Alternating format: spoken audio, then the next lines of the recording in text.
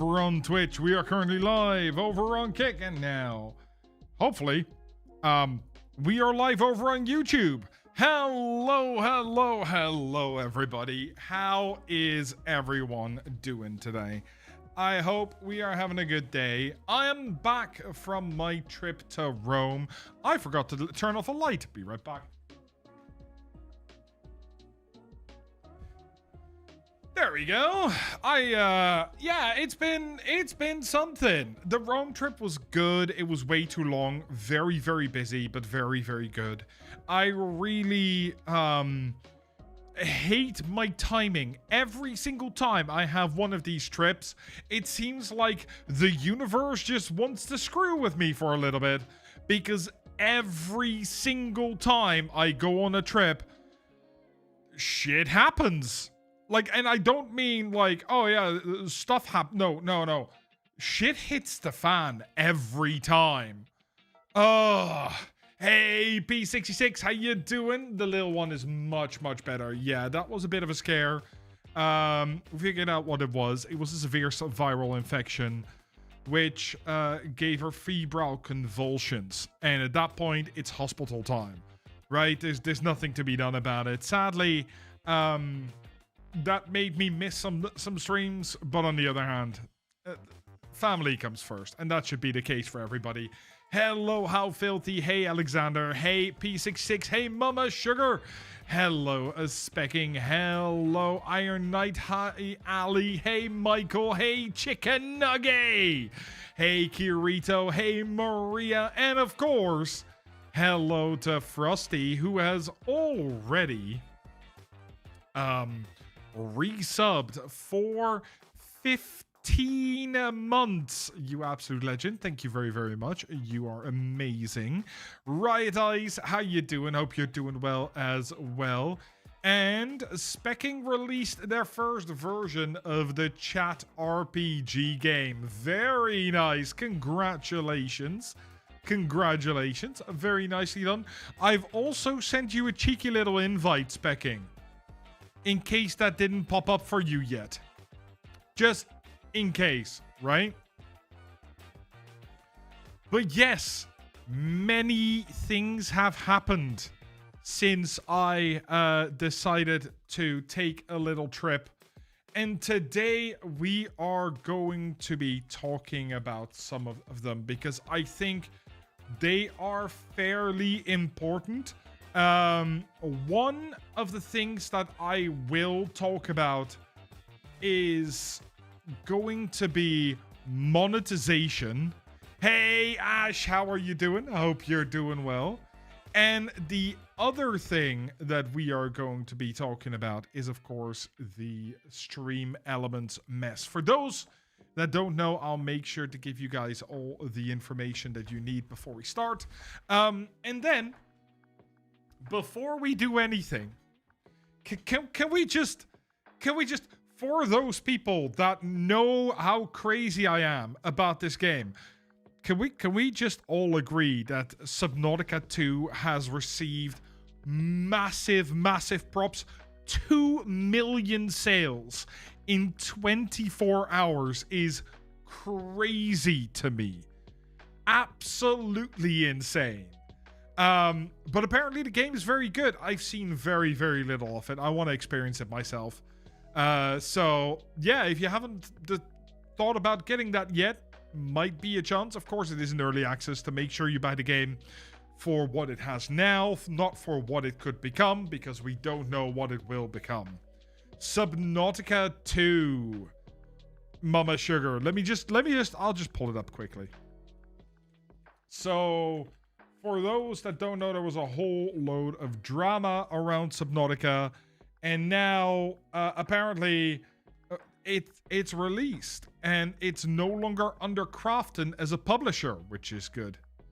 Yeah, it's been crazy. I am kind of interested. Very interested. You tried to play last night, you struggled to figure out the basics, not the game's fault. Ash, fair. Hey, Eris, how are you doing? Man. I am really, really tempted.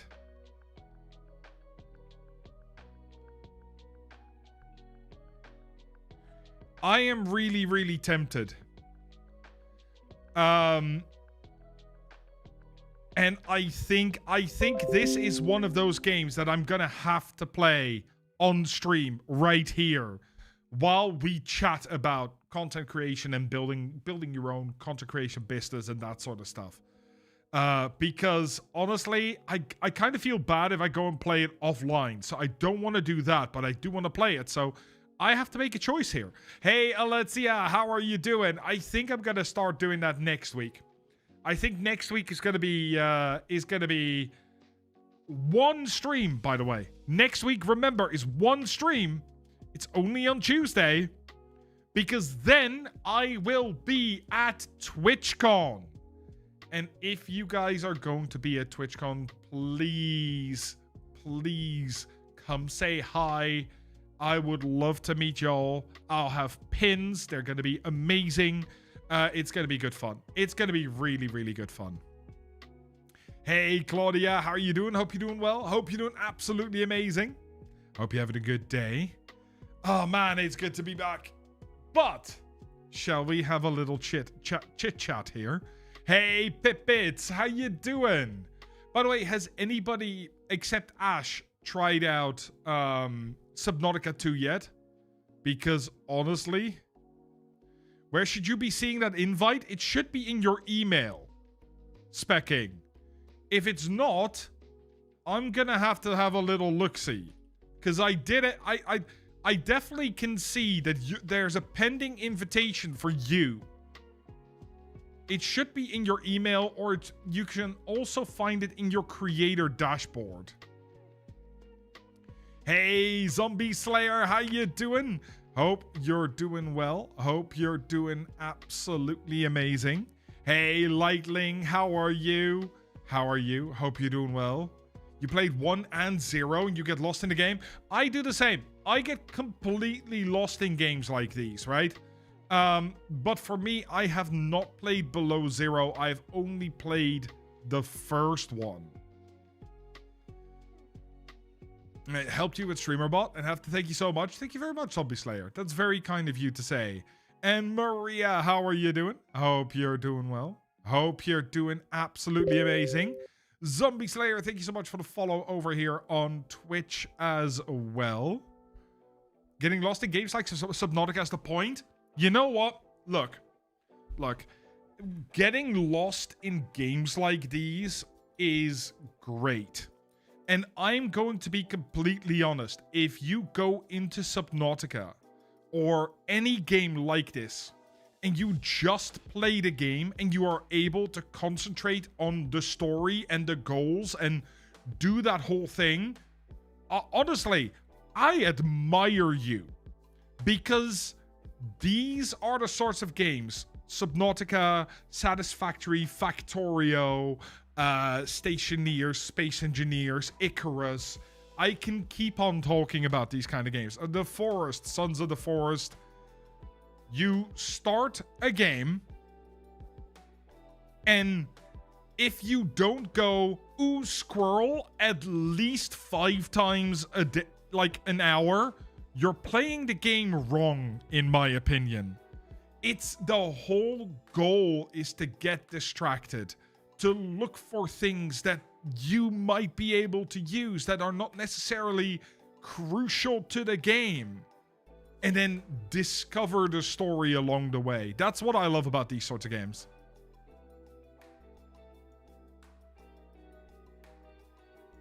Claudia, I will listen to your question in a bit. Me playing Factorio like time to nuke the locals. No, for me it's like, ooh, I'm doing this. I need more power, and then you get distracted, right?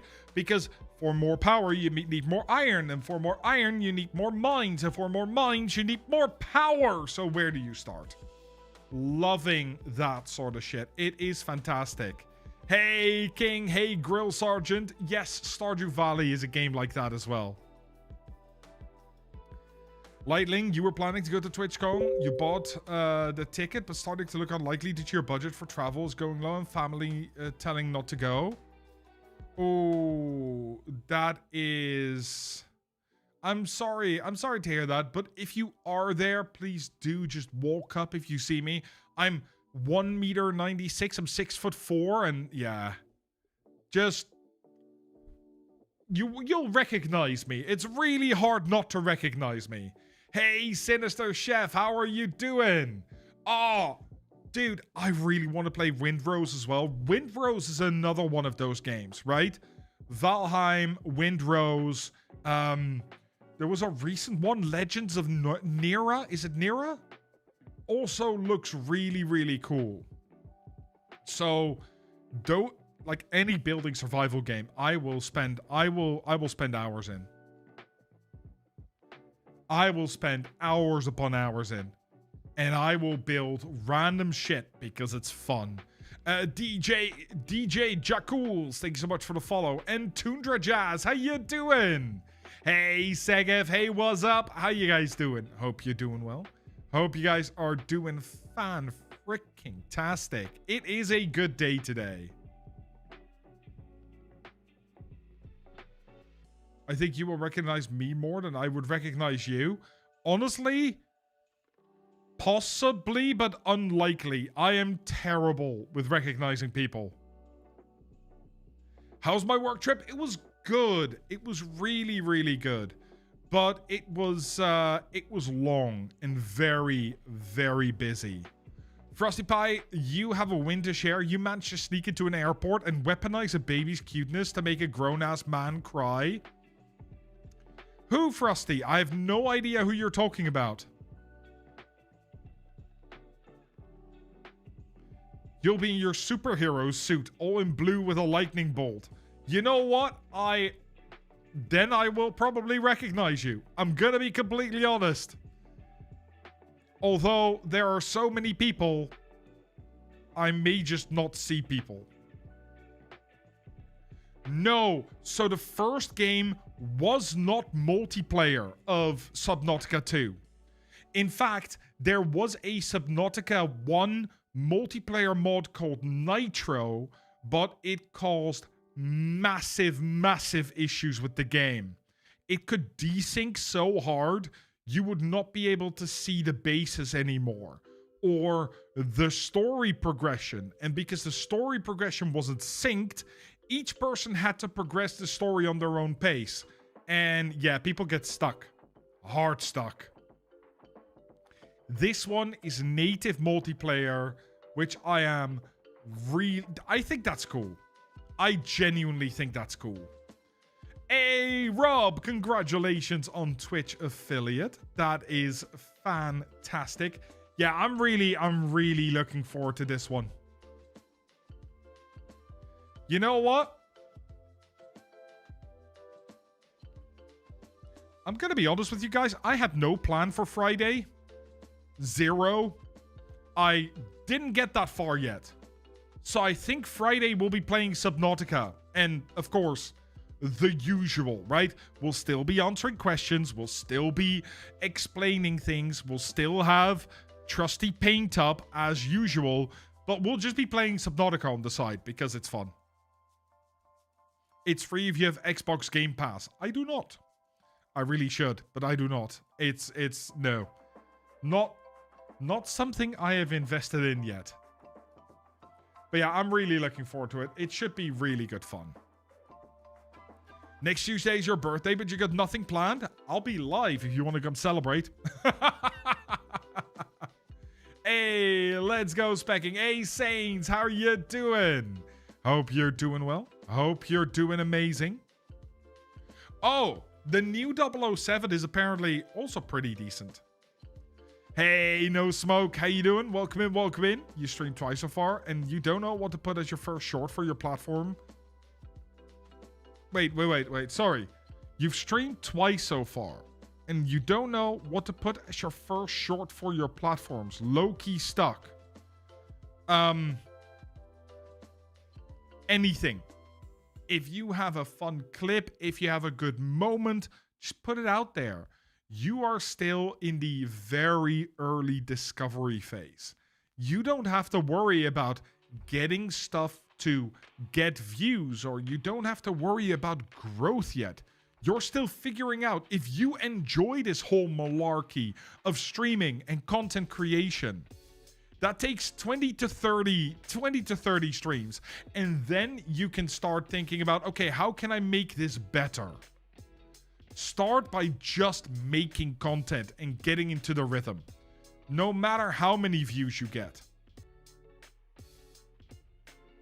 You have to find your niche before you can post in your niche. And use those 20 to 30 streams to do that.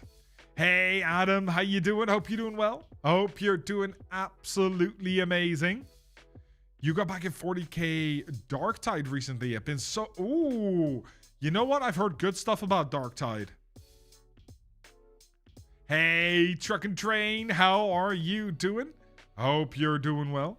Hope you're doing absolutely amazing. Let me see. What mic setting do you need to tweak for your screams to come through and your mic not to cut out? So that is it's a bit of a double question, Maria, because on the one hand, you need to make sure your gain on your microphone is not too high. Your gain is too high, you are going to cut out no matter what. If your gain is dialed in, so when you scream, you can still hear yourself in your headset when you're testing without any of the filters on, then you start to play with your... what's it called? Compressor. It's the compressor. Specking, thank you so much for the gifted sub to Maria, you absolute legend. And Babs, thank you so much for the follow. Damien, how are you doing? Hope you're doing well over on YouTube. Hope you're doing absolutely freaking fantastic. Grr, is it true OBS is shutting down in a couple of weeks? No. Not in the slightest.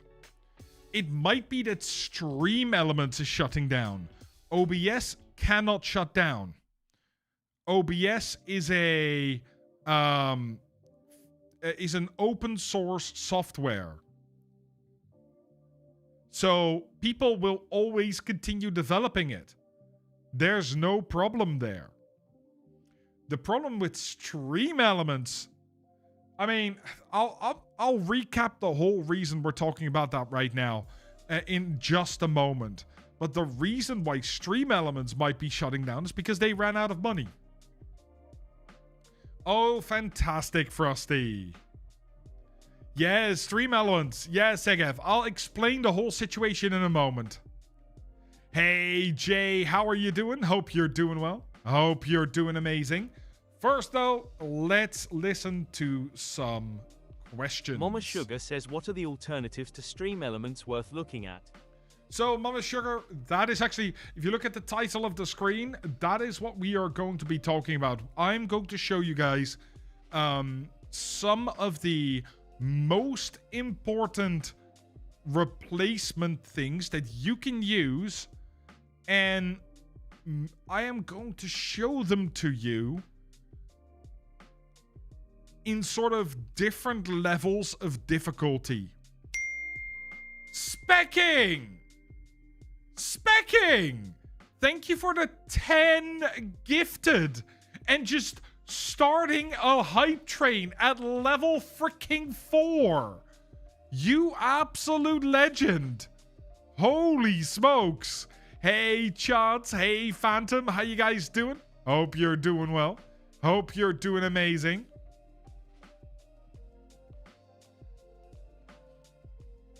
Let's see. So yeah, that's what we're going to be talking about today to start with. But we are also going to be talking about the whole affiliate stuff. I'm sure we'll get some questions about this. But first, let's actually look at what StreamElements put out. Hey, Tom, how you doing? Hope you're doing well. Hope you're doing amazing. Look. I'm going to tell you one thing, Tom, right now. If you are going to switch away from StreamElements, then Streamlabs is the worst option you can pick. I have no love for StreamElements. I think it is a terrible piece of software, and there are better things that you can use. It's so good. And there are many different ways to replace it much easier. Hey, Regen, how are you doing? Hey, that is awesome. Congrats. That's fantastic. Yes, StreamerBot is one of the options here, Jay. Yes, we are going to be talking about it, but as you guys can see, this is the official statement right here. Official update. This is from the 15th of May.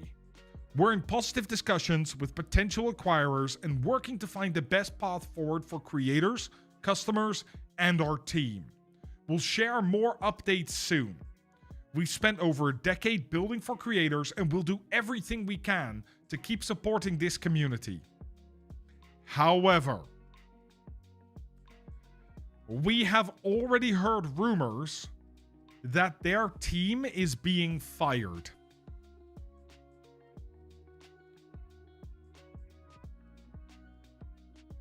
They are just being let go.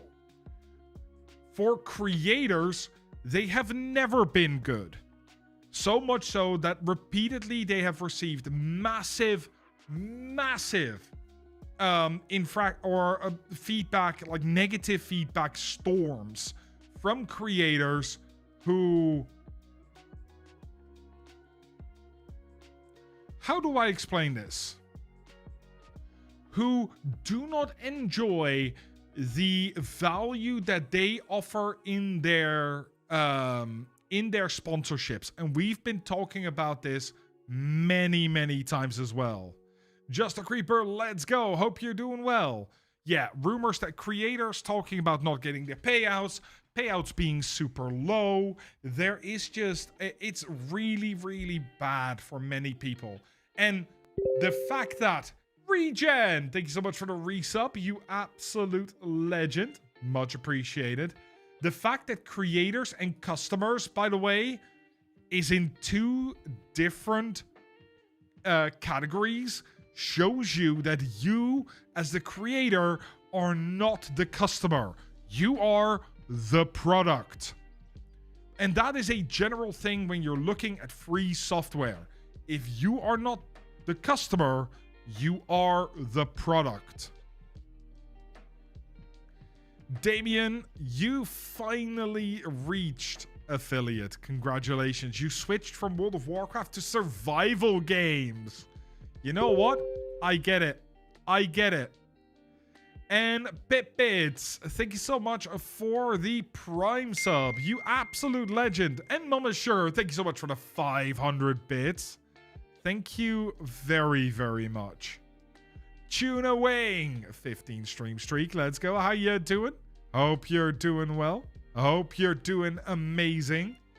So, what are the things that StreamElements is currently offering? Right? Guys, thank you so much for the level 4 hype train. You guys are absolute legends. Thank you very much. So for me, if we go, actually, we'll go to StreamElements. Let's go to their website. Let's log in and I will show you what we will be looking at specifically. StreamElements bot is currently banned. Yes. Your alerts are in danger. They absolutely are. It could well be that your alerts are going to disappear. How do you back those up? We'll talk about that as well. So, first things first. This is what StreamElements offers. The important bits are your overlays and elements, aka your alerts. That's the key here. One of their best things, by the way, is their SE Pay, and I don't actually know if I have that connected at all. I do not. So SE Pay is a really good way to get donations. The reason for that is that SE Pay gives you not just a chance to take donations, it also makes sure that you are protected against chargebacks. And that is a massive, massive boon. Doesn't StreamerBot need connection with StreamElements? Nope, you can do it without. So the only reason StreamerBot needs a connection with StreamElements is to act on StreamElements' behalf. It used to be that it needed it for to receive alerts, but that is long gone by now. And then the third thing that we're going to be talking about is StreamElements merch. But they're already offering the alternative, but we'll still talk about it. And then lastly is the chatbot.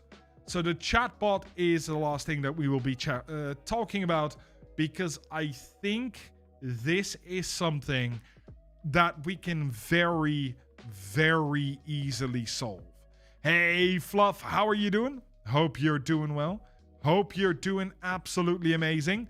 But before we go there, guys, the ads are starting in 15 seconds. Once we come back from the ads, that is where we will be jumping into the things that we need to do to get rid of StreamElements and what you can do. Because, of course, you are limited in what you can do. I'm doing really well, Fluff. Yeah, it's been a tiring week last week while I was away, but it's really, really good. It's really, really good. Come on, Bezos. You know what to do. Show thyself. Send me your money makers. No. It's just saying ads starting soon. The bar will come down the moment I start talking about something important. Look, what I'll do, right? I'll press the question button. And Claudia now TV the ads says will how come to in. make a daily check-in channel point redeem and what bot should I use? How to make a daily check-in channel point redeem. So, the best bot to use for this is streamer.bot. It is super easy to make because... I swear to God, I told you. I told you they'd come in right there. Yep. Hey, Squatch Vader, how are you doing? Hope you're doing well. Hope you're doing amazing. You watched my videos on StreamerBot yesterday. Super helpful. I'm happy I could help. If you have any questions, feel free to ask. And you can always jump into our Discord as well. Hey, Red Gear, how are you? Hope you're doing fantastic. Hope you're doing amazing. You can always jump into the Discord, as I said, because the Discord, we have a channel where you can ask for help with StreamerBot if you want to. If you are looking for a bit more advanced interactions, that is the place to ask about.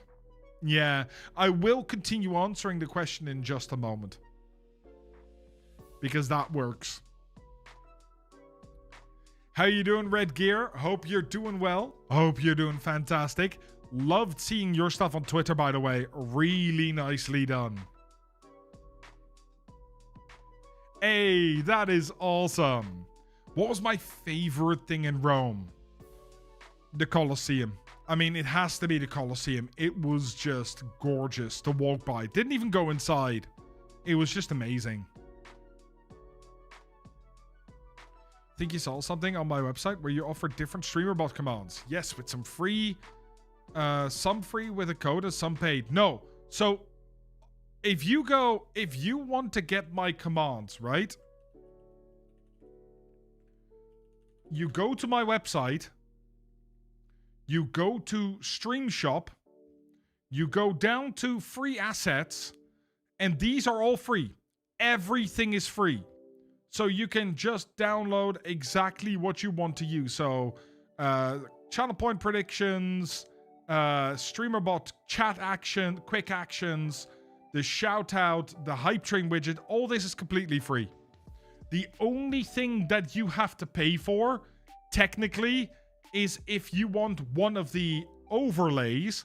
And the only reason you have to pay $1 for those is because otherwise Fourth Wall won't allow me to upload them. But if you want them free, right, use the code Delta Streams. Delta Streams. And you can pick one completely for free. I don't want to make money on that. I make that so you guys have easy access to it.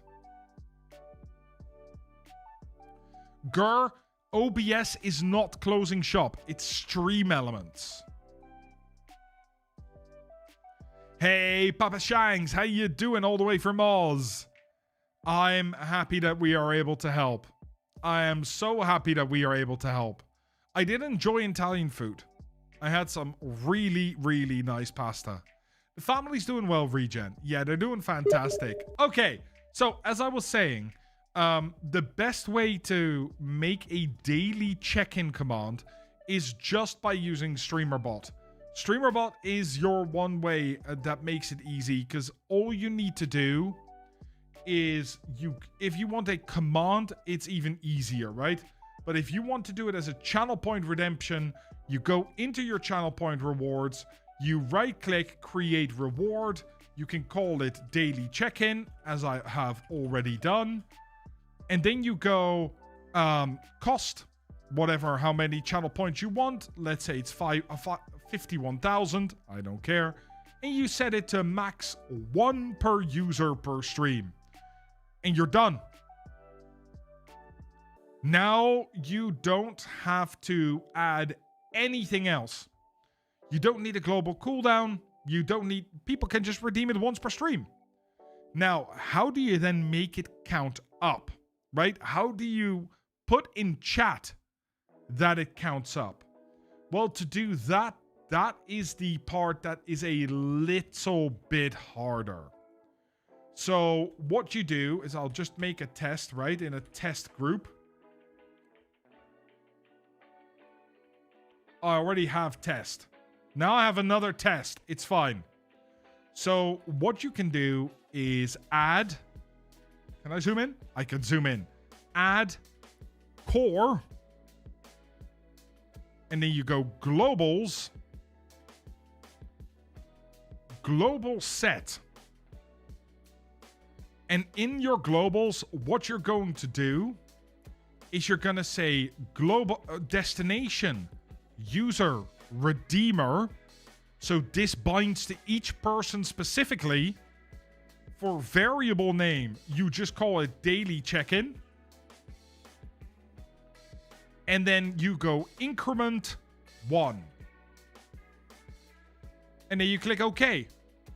And now, every time that somebody redeems this, their daily check-in goes up by 1. If you then want to also send that in a chat, you go global get. You go source user redeemer, daily check-in, and you set it to daily check-in. The default value is 0. And then you go Twitch, chat, send message to channel, user has checked in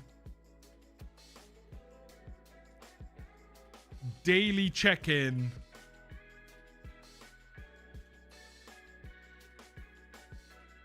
times. And that's all you need to do. Now you have something that counts for a daily thing. That's how simple it is. That's why I love StreamerBot. They've done so much to make it super easy to make these sorts of things. And I think that's also where I want to start.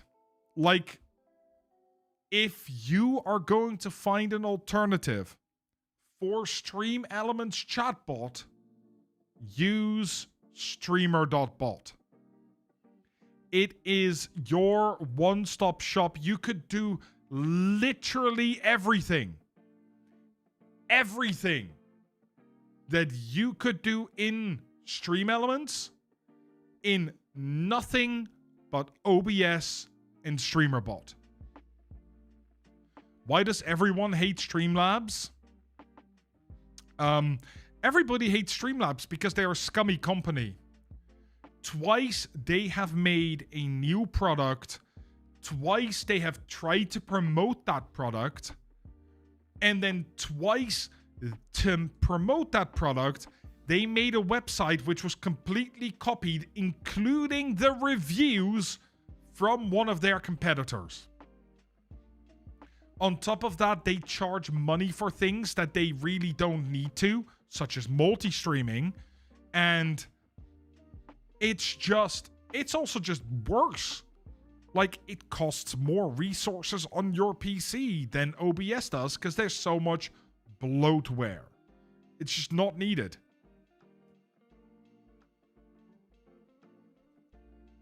Can you do overlays in StreamerBot?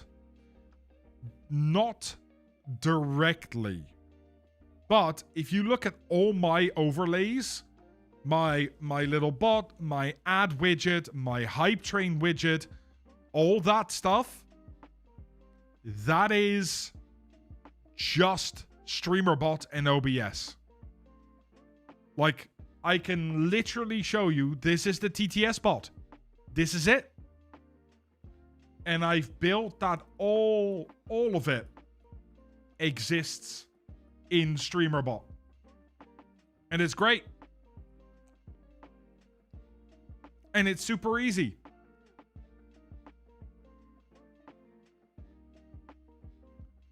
You made a game widget in HTML coding? That is nice. That's pretty cool, Lightling. And I just heard a ding ding and it isn't showing me what activity that was. So if I missed it, my bad. If I didn't miss it, I don't know what it was. I genuinely don't. I heard the alert, but I didn't see it. Hey, Gary, how are you doing? Hope you're doing well. Hope you're doing amazing. Do I have a tutorial for StreamerBot? Yes, I do. Yes, I do. If you go to youtube.com, right, you go to YouTube, you go to Content Delta, you go in to videos, you scroll down a little bit, because there it is, the Ultimate Beginner's Guide to StreamerBot 1.0. This is the newest version. When you said, yes, I do, that sounded like a southern accent. That is actually, the reason I said that was in that accent is because it comes directly from a theater show called Avenue Q, in which I think it's Gary Oldman says that. Goes, yes, I do, in that exact same tone. Also, how to make a delicious burger. Yes. Ali is saying StreamerBot is absolutely the best. You started with it after watching my videos and never changing. Hopefully you don't have to. I hope I don't have to either. If I have to change away from StreamerBot, I am screwed. I'd have to learn Firebot, and I tried, and I don't like it. Hey, Tokyo, how you doing? Hey, Big Boss, how you doing? Hey, Remoria, how are you? What happened to StreamElements? Everybody, like, people think it is breaking down. People think it's going to close down in the next few weeks, or it's going to be sold to a different company. Either way, it's not good for us. So, if you want to do anything for your chat specifically, then StreamerBot is the way to go. And it is so easy to do. All you need to do, right? And we've already shown half of it, but I'll show another one. All you need to do is this is gonna be a test command. all you need to do is you go into your sub actions, you go into add, and let's say what kind of command do we want to make? Let's say we want to make a shout out command. Yeah?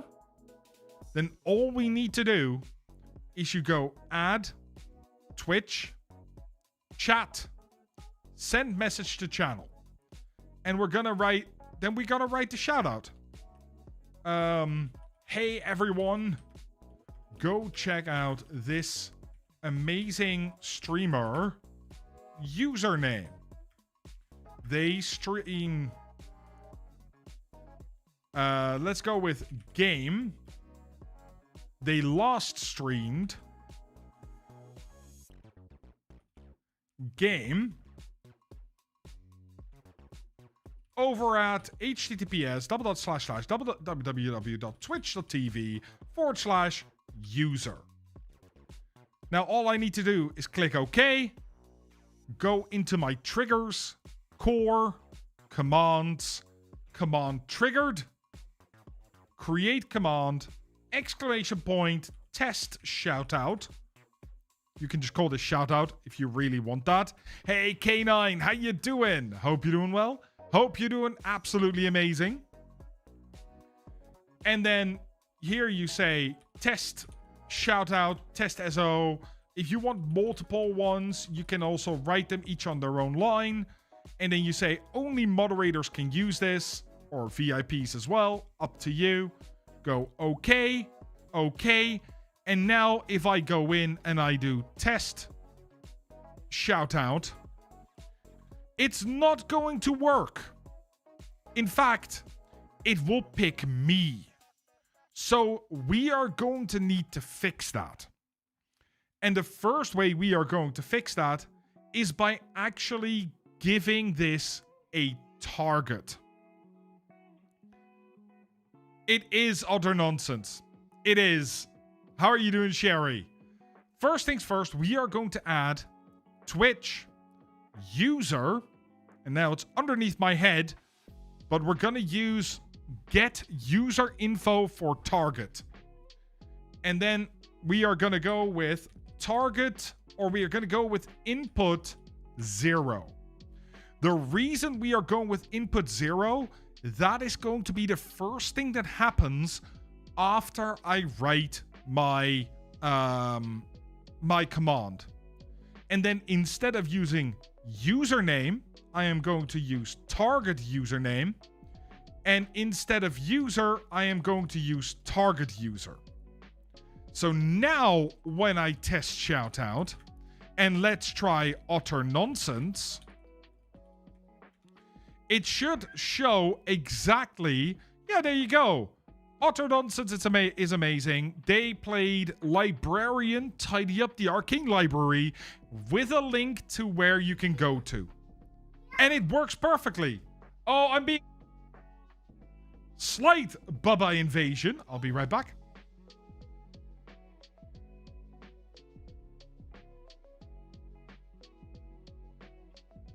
Did you throw your food everywhere? Is that why you're not wearing a t-shirt? Hmm? Yeah. Is that it? Frey, are you going night-night? Oh, thank you for the kiss. Dada? Kiss for Dada? Are you going to Mama? Big cuddle?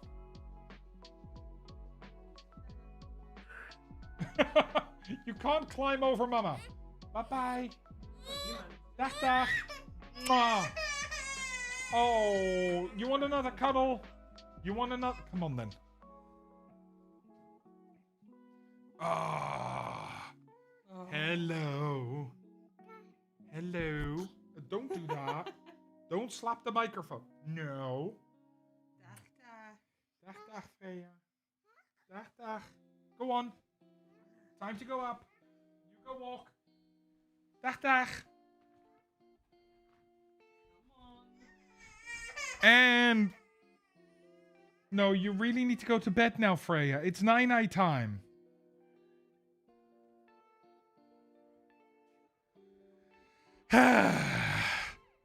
Children, they don't want to go to bed. It's fine. It's fine. Do I have the user and username backwards? Yeah, you could go the other way as well. You can just go user and then username. Exactly how you want it to be. Yeah, she's having none of it. Correct. Correct. So, this is how easy it is to make a shout out. Now, if you look at it, somebody said, what is the difference between user, username, and target user? So, user is your display name. It is exactly how you've written it on Twitch, including capitalization. So if you look, for example, I'm just going to use Mama Sugar as an example. They have a capital S right there in the middle. Yeah, if you use user, you get that name. If you use username, you get their URL handle. So whatever it is that their channel is at, twitch.tv/buh, that little last blurb without any capital letters, that's what you get at that point. Target user comes directly from this, from the add target info, and allows you as the streamer or moderator to do a shout out, for example, to a different user than the user of the command. Exactly, Aphrodite. You are completely correct. And K9, how are you doing? Hope you're doing well. Hope you're doing fantastic. Thank you so much for the follow. Much appreciated. So that's how easy it is to make commands. And this can get really, really advanced. So let's do one more, because I know a lot of people have these kinds of commands, right? Test command percentage. What I want to do now is I want to put a message in Twitch chat which says user hugs target user. They now feel a hug percent better. So what this is going to what I wanted to do is, it's one of those random ones, right? Where you can hug someone and they feel percent better. You can also say you can also do this for height. You can do this for I don't know, how sugary you like your coffee, anything like that. And it is super easy to do. First things first, we are once again going to add a Twitch user get user info from target for input 0. That needs to be at the top. And once we have that, all we need to do is generate a random number between 0 and 100. So we go to core. And now I quickly have to look, because I have not used this in ages. I usually code my own. But there should be logic get random number. There we go. And then all we need to say is between 1 and 100. We're going to say okay. And let's have a quick look here. Random number, used for percentages or anything else. When random type is next float, a decimal number, blah, blah, blah, will be picked. Can be random float. This number will also be added as a percentage value. So we can also have random percent. So we're going to put that up here. And then we're going to remove hug percent and we're going to call this random percent. And now if I choose to hug, I don't know, Frosty Pie, don't do this, it is a death sentence. It does nothing yet because I forgot to add a trigger. So we're going to add another trigger. We're going to set it to command triggered, create command, hug, exclamation point, hug. Everybody can use this, but I want a cooldown. I don't want people to be able to use this constantly. You can only use this once every 2 minutes. I say okay, and then I go hug Frosty Pie. And now, almost. Okay, what went wrong here? No, I did random percent correctly. Okay, well, we'll try one more time. Frosty Pie. So random percent isn't working. Which is interesting. Let's have a quick look. Action Hicks. But we can fix this. Action history. Because we can see all the variables that happen here. So let's find the right variable, which should be random number or random percent somewhere. Ugh. Help. There we go. Random number. 67. But there is no random percent. Hey, Frosty. No, I do not. So, I think the random percent thing might just not be working yet. So, let's go with random number percent. And let's see if this works. Hey, there we go. And that's how you fix these things, by the way. It's just trial and error. It's the best way to learn. Hey, Jessa. Hey, Jay. No, it's so the one thing I can tell you that StreamerBot is really good in, they do everything camel case. Every single thing. But now we need to do more.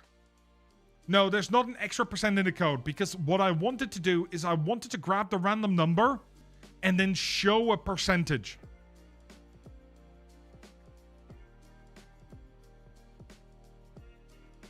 Yeah.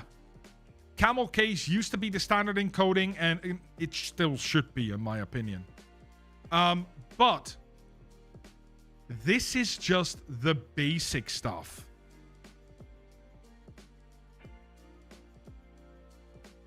You can go much further. What is camel case? Camel case is something that is very typical for coding, where if you are writing something, you always start with a small letter, but for every new word you start, you capitalize it. That's camel case.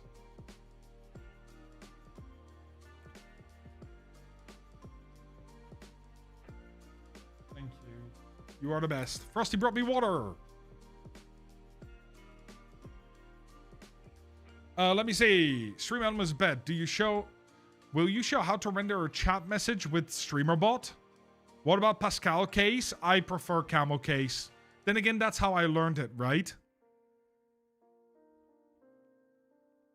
That's how I learned it. People will usually default to how they learned it. Correct. It's called camel case because the words look like humps. Yeah. That's 100% the reason. So this is all the basic stuff. The cool thing about StreamerBot is that it goes so much further. I'm not going to show a lot of this, but StreamerBot is able to grab images, change things on your OBS as well. So for example, when I do a shout out, I can have the username show up. Right? I actually, if you have a look over here and you look at my actual shout out command that I have here, if I have that set up on this end, I do. Lovely. So if we look at shout out, this one might be broken actually. I'm gonna see if this works. I can shout out truck and train. And look, it updates the username, the profile image, it updates the game that they played, everything. And this is why it is so good to have a look at StreamerBot tutorials, because you can do so much with it. I will show... Can I show that? Is that going to take very long? It is going to take quite a while. You can find tutorials where you can show how you can do text, how you can do... actually, I just want to show you guys something. Have a look. I'll do a redeem myself here. Also, the TTS that I have, the ask a question.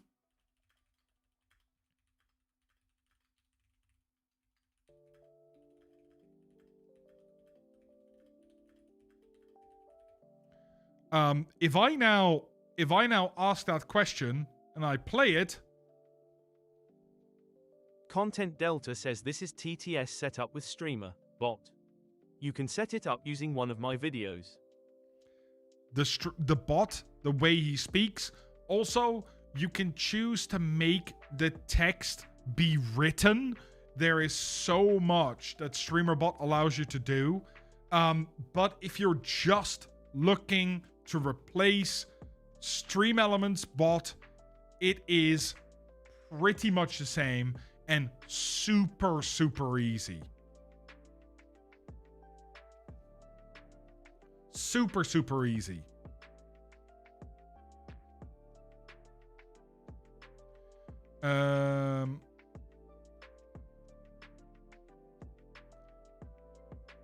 Let me see. Regen is saying something here. You can turn off case sensitive, which would help non-coders, or would it be best to learn it? Just learn it, right? It is one simple practice that you can learn, and it will help you massively when you start, like, you don't get used to the bad habit. Don't ignore case sensitivity. Just make it the case that you want, because otherwise you can also get really weird interactions. Because something like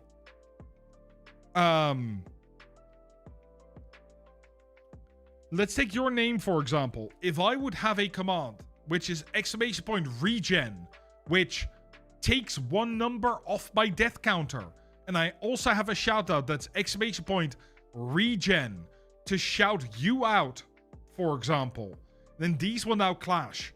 But if you keep it case sensitive, you don't have to do that. So just learn that sort of idea and you'll be fine. It takes less than 30 seconds. And it just becomes a very normal part of your routine.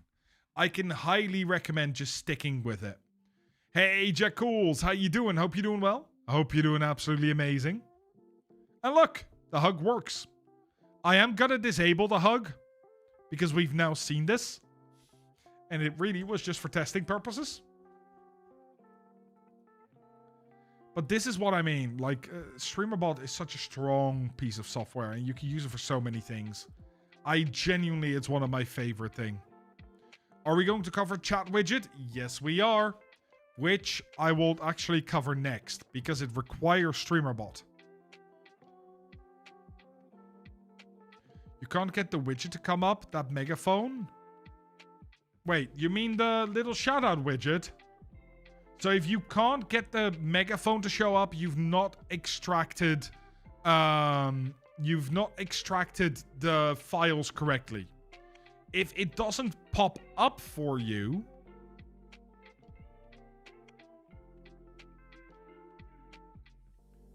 then you need to set up, let me find it quickly. Where is it? You have your shoutout, then you need to set up your hide widget and show widget, because those change for every single person. You just open StreamerBot and the top 4 actions are gone, just gray space. That's a bug. That's a known bug. Close it, open it, they might show up again, or less shows up. This is a known thing. Yep. Sorry. Hey, Zigma, how are you doing? Thank you so much for the follow, you absolute legend. Hope you're doing well. Hope you're doing amazing. Look, for your chat widget, I can highly recommend the one and only Nutty. Amazing creator, makes a bunch of stuff for really... It's just really awesome shit. And his multi-chat overlay, it's what I use. Literally. It is probably the best overlay that I know that is free to use. You can have alerts in there. You can have... I don't know. I mean, it supports TikTok, Twitch, Kick, YouTube. It has alerts, as I said, customizable fonts, customizable size, customizable background. You can choose to show timestamps or not. You can even put it in kitty mode, which is kind of weird. But this requires StreamerBot to use. However, you don't need to do anything in StreamerBot. It just needs to be on your PC, and you need to be logged into the platforms you want to use it on. That's it. So you literally, you open StreamerBot, you go to platforms, Twitch, log in. YouTube, log in. Kick, log in, you're done.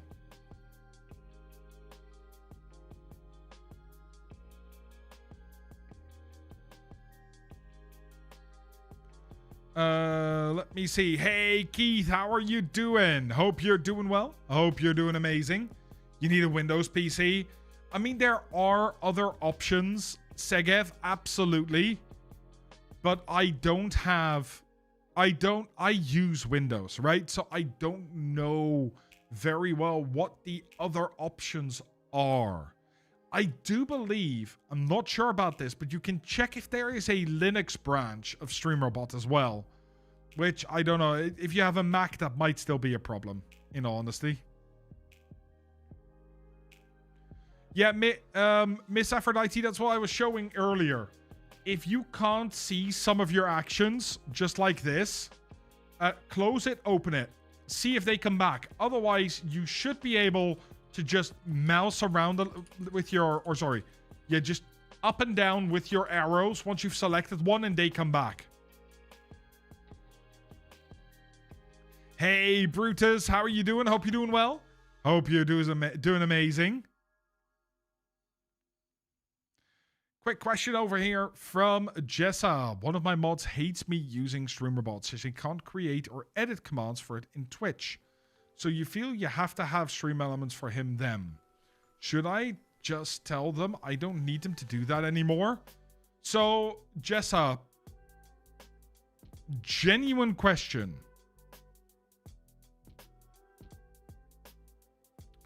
Why would you need to update your commands regularly?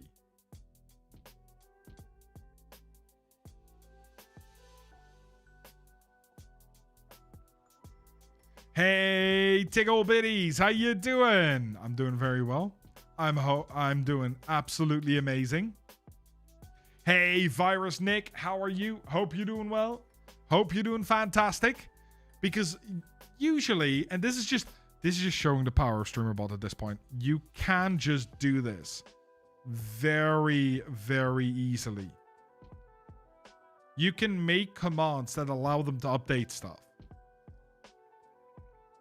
And for that, you use globals. And globals, man, look at this. Look at how many global variables I use on a daily basis. It is insane. And I love it.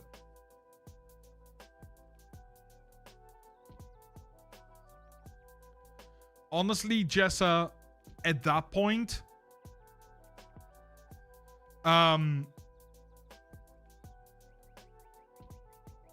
hey, Sagnika, how are you doing? I'm gonna be honest.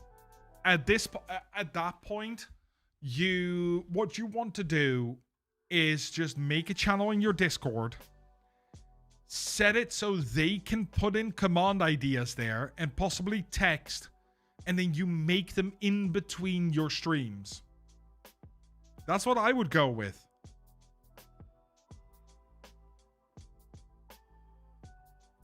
Let me see. What do globals do? So, these are global variables.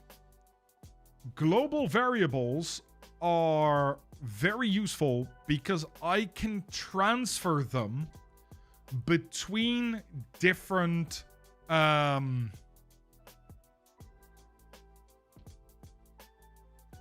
I can transfer them between different actions.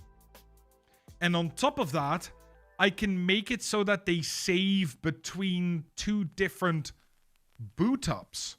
Like I can close down StreamerBot, boot up StreamerBot, and the counter for somebody like Major Crime or K9 or Jessa still persists. So you don't reset to 1 every single time.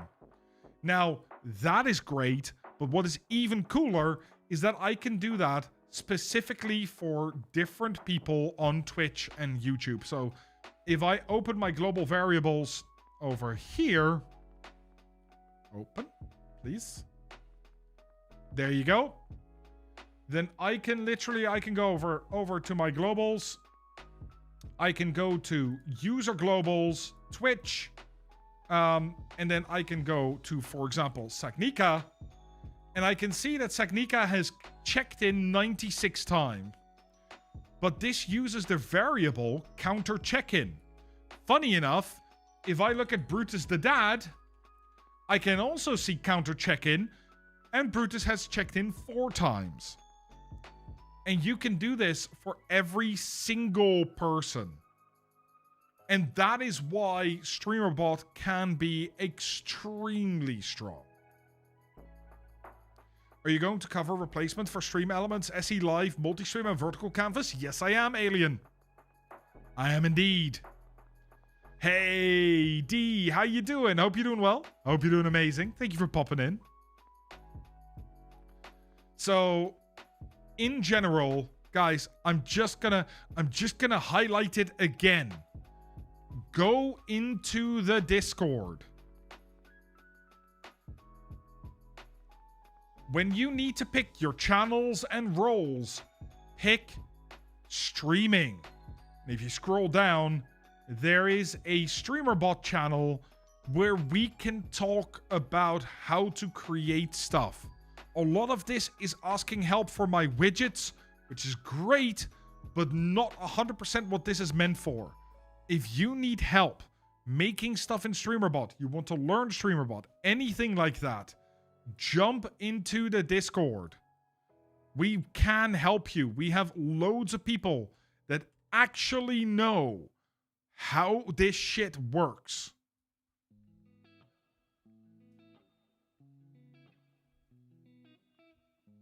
That's understandable, Keith, that you have to figure out global variables. Absolutely. And by the way, if you want the link, !Discord. What do I use to back up my StreamerBot since it's local on my PC? I like to live on the edge. I don't back up anything at the moment. But normally I have a secondary server. Everything gets backed up there every so many hours. So, now that we fixed the chatbot, let's have a look at how you can do tipping. Right? How you can get donations. Because I think that is another thing that StreamElements is really good in. And the main goal that I'm looking for is twofold when I'm looking at this. On the one hand,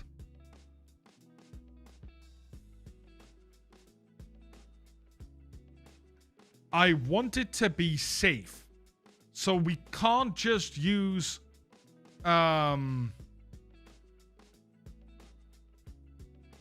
you can't just use PayPal. Yeah, that's the word I was looking for, PayPal. Because PayPal will dox your information. So that is not a great thing to have. Not a problem, D. Go do your thing.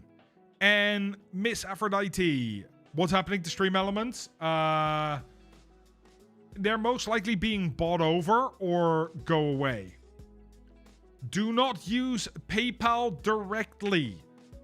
When people tip you, your information is given back to them. If, like, okay, PayPal creators. Let me see if I can find the information here. No, not creators like that. Bunch of people talk about this on Twitter all the time. PayPal streamer.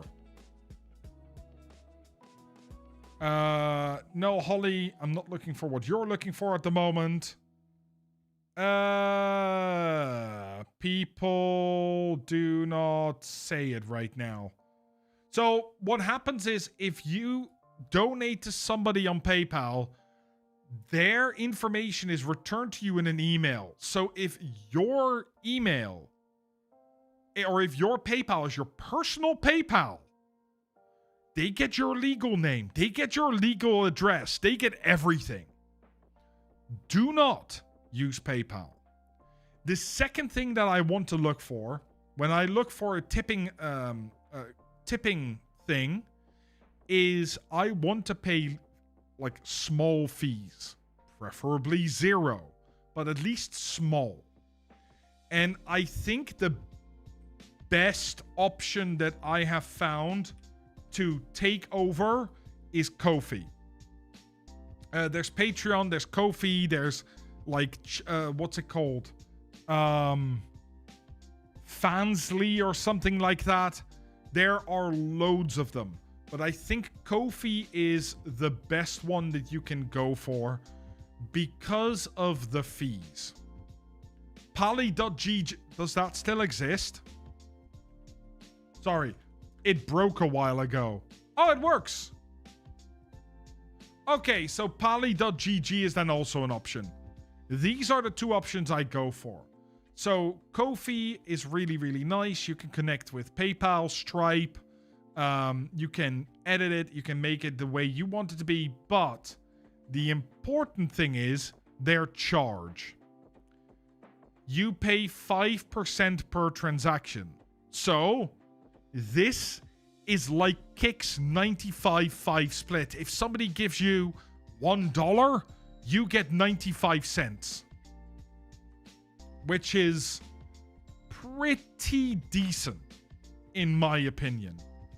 I believe, I don't know if Ko-fi still has it.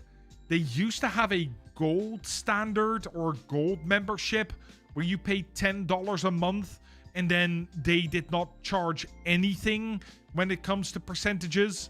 But 5% is sort of okay, right? That is the level where I would want to be at and nowhere else. Pally is also really cool. But the reason Pally is really cool is because not only can you take donations yourself, you can also take donations that go to your mods. So they don't take any platform fees, which is also really cool. Wait, what?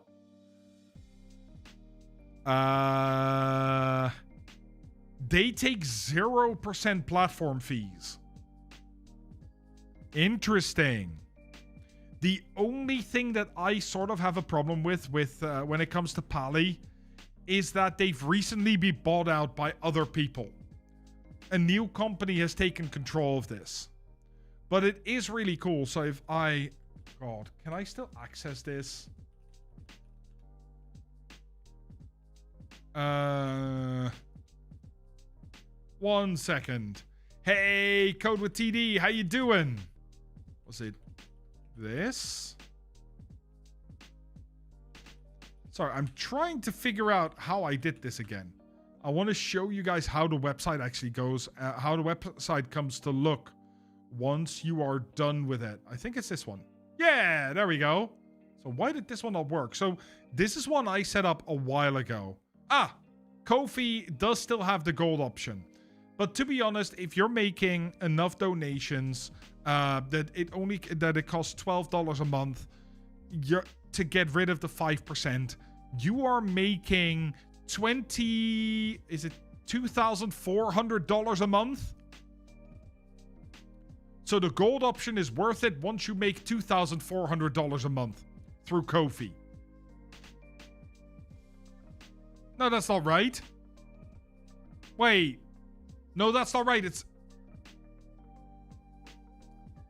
My math brain is stopping right now. It's $240 a month. So once you make $240 a month, you're better off paying the $12. Yeah, I can't man or math, to be honest. How you doing, TD? Hope you're doing well. And Ethan, hope you're doing well as well. So this is really cool because you can see here how I set it up is 0% goes to me. And then my moderators share the rest.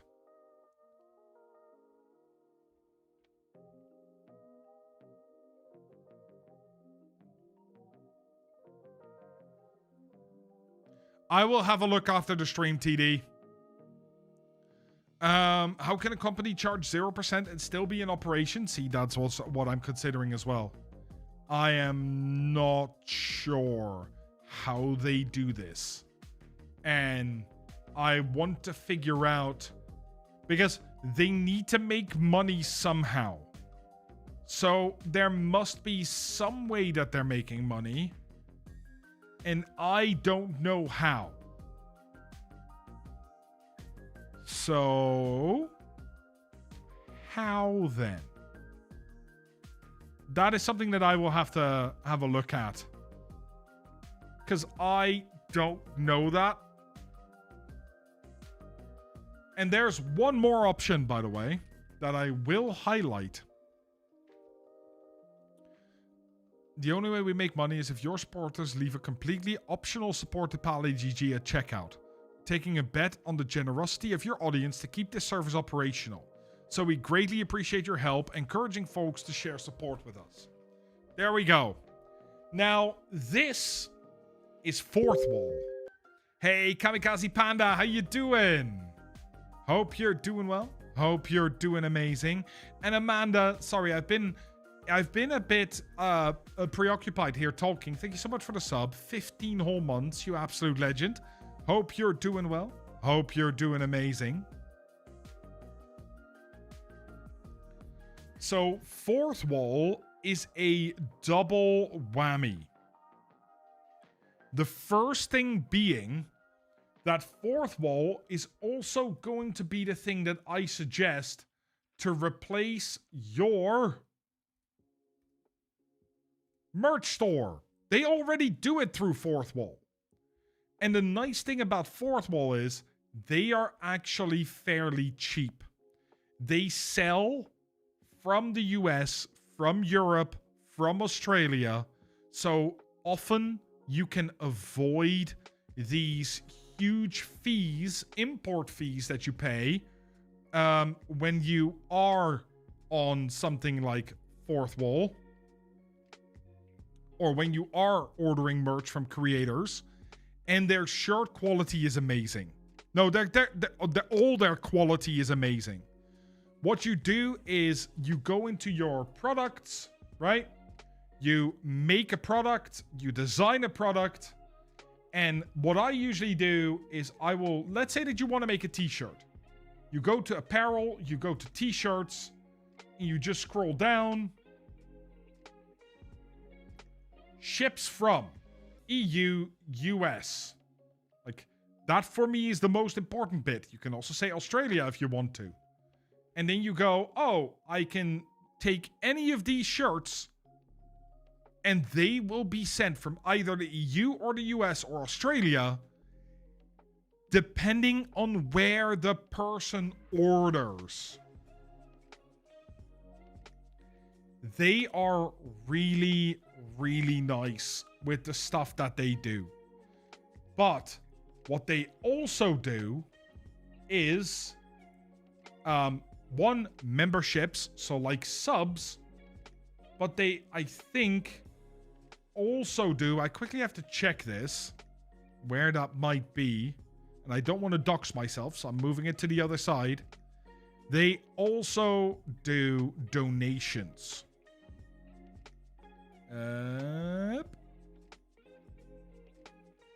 Fourth wall donations. I'm pretty sure they do. Yes. Another very nice thing with Fourth Wall is you get your own website. So if you go to my website, contentdelta.online, this is all made on Fourth Wall, which is why it doesn't look great, but it looks good enough, right? It's fine. I need to redesign this at some point. You can set up donations, and these two for me are the massive ones. You can set it up so that Twitch subs get a discount. You can also set it up so that people can buy something on Fourth Wall, like a t-shirt, and give it away to your community. Which I think is really cool. It is just one of those things that I've never seen anyone do. And it makes it so awesome. Because people can now buy t-shirts for other people in the community. It's one of those little things. And I think it's really nice.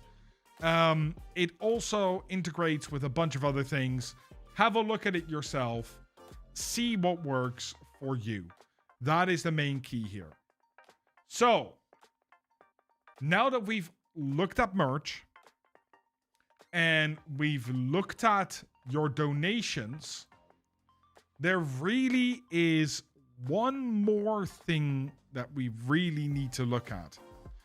Creative Pixie, all their quality mugs, stickers, shirts, and the shirts last longer than a couple of washes. I've had my shirts, like Frosty has a shirt from StreamElements back when they had their own store that has completely washed out. I have shirts that are now 2 years old. It's great. But don't you have to pay if they order with a discount and goes below the RRP? Yes, but that is why if you make your merch on Fourth Wall, I can show this if it allows me.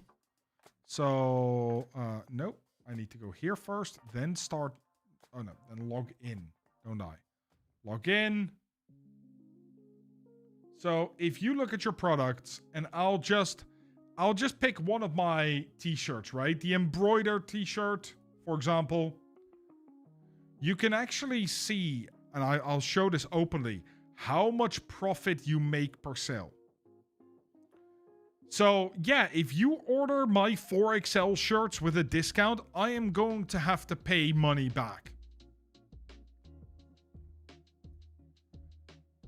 But you can set this up exactly how you want to. So, if I know there's going to be a 10% discount, I make sure that my profit is at least $2.39. Your headset isn't working. Oh no, again? We might have to get you a new headset, Frosty. Like, you can set this up exactly how you want. And honestly, it is just so easy to do. It is so easy to do. I'd absolutely recommend Fourth Wall as your merch supplier. Your favorite thing is that I can make all the shirts, hoodies the same price, so there's no upcharge for the heavier set folks. I am one of these heavier set folks. I dislike it as well. I make everything the same price. And as you can see, like, if you order a 4XL, I make no money. And I set that up for everything. With everything, if you order the largest size, I don't make any money. And the reason that I think that is important is because I don't need to make money on merch. I just want you guys to be able to rep something cool, Content Delta themed. But I want to keep them all the same. That's how everything works for me. And Benedek, thank you so much for the follow, you absolute legend. Much appreciated. Guys, I need to have a drink. And the ads are coming as well.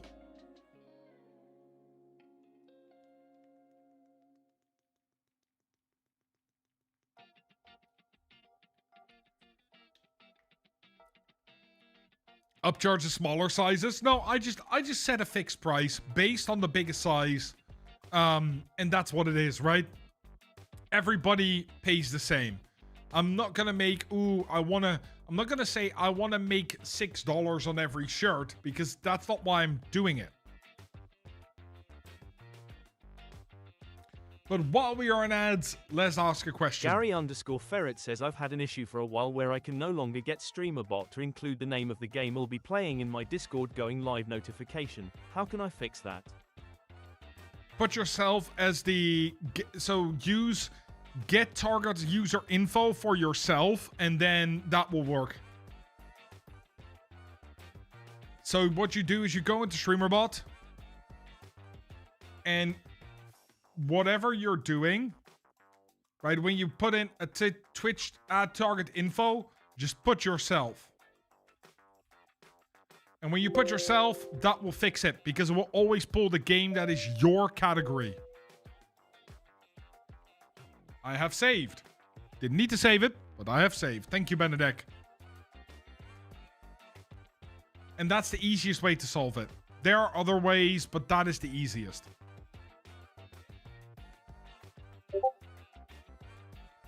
Tom, thank you very much for the super chat. You absolute legend. Thank you very, very much. Creative Pixie says with the possibility of Shay going away, what is the better option? Firebot, StreamerBot, or a combination of both? StreamerBot. Like, I've been harping about StreamerBot for a while now. I am a self-proclaimed StreamerBot evangelist. Like, I have sold... I cannot remember how many of my friends I have sold on StreamerBot, because it is just the best bot out there with everything that it can do. Literally, the TTS runs through it. My alerts run through it. Everything on this stream runs through StreamerBot. I don't use StreamElements. I use Nutty's multi-chat widget, right? Everything. Even my overlay, like the transitions, it's all StreamerBot. Because StreamerBot is so powerful.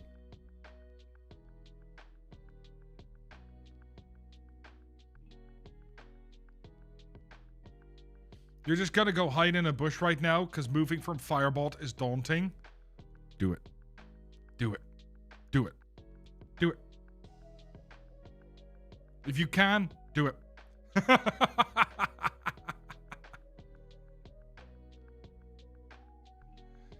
Let me see. Wait, regen? Speaking of TTS, can you rephrase your question, please? Because I don't understand it. You're just gonna hide in the bush right now because moving from Firebot is daunting? That is fair. Yeah. But still, do it. Just do it. It's fine. And Keith, thank you so much for popping in over on Twitch as well. Is there anything you can think of you can see occasionally on different streams that StreamerBot cannot do? Look, I'm gonna be honest, at this point, no.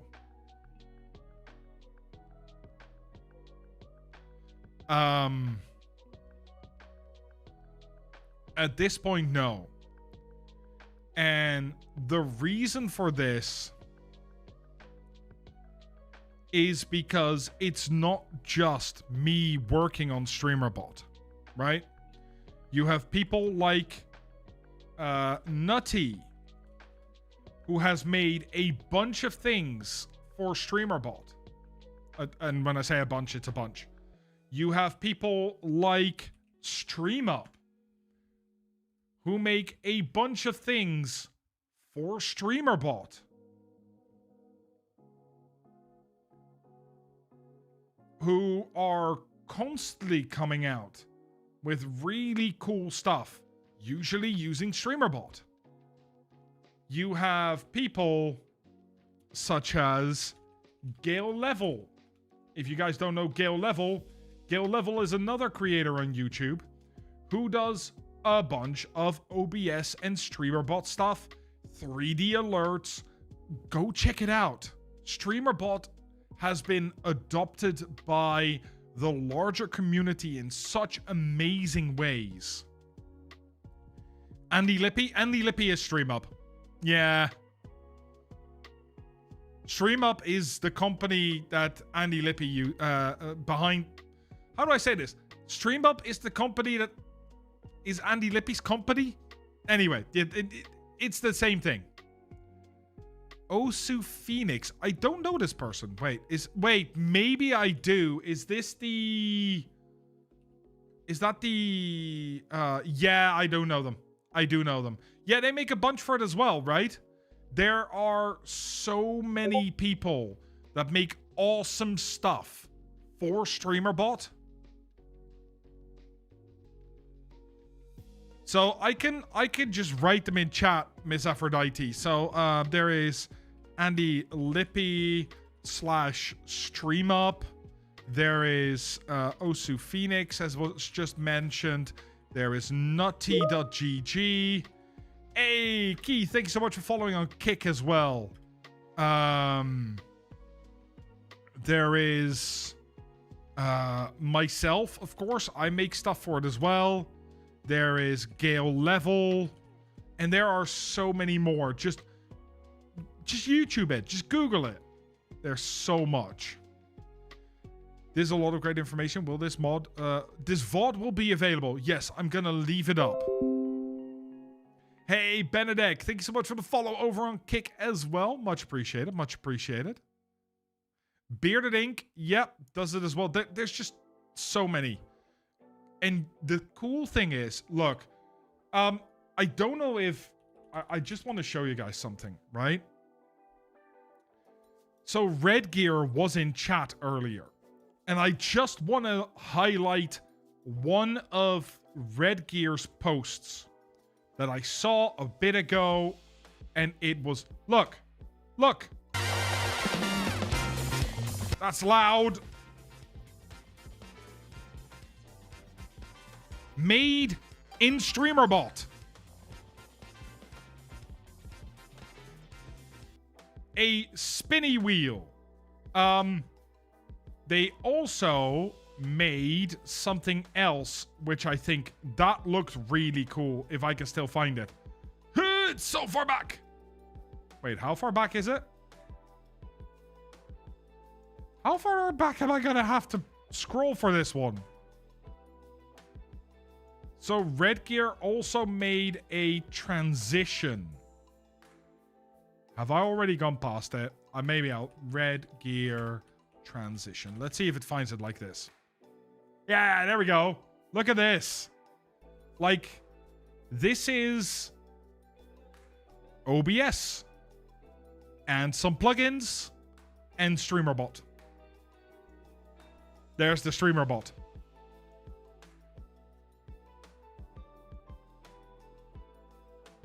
Red Gear is also somebody who does some really, really cool stuff. If I remember correctly, graphic designer by trade as well. So this is just the sort of stuff you can learn, right? This is the stuff you can do too. It's amazing.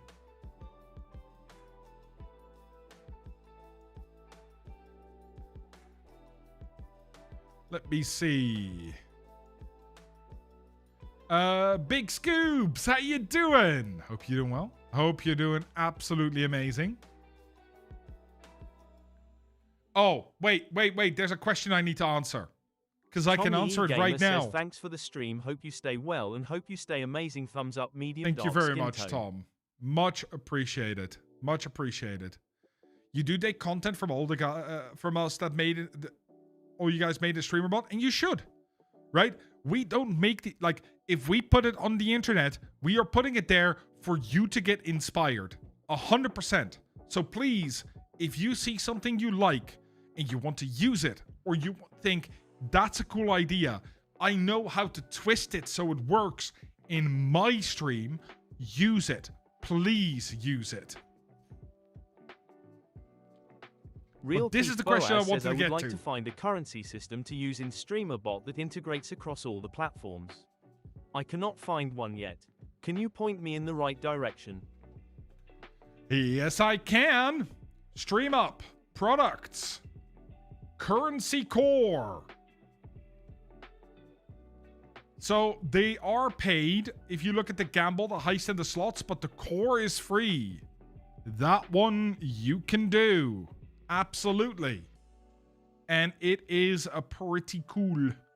Actually, it's TD that works on this.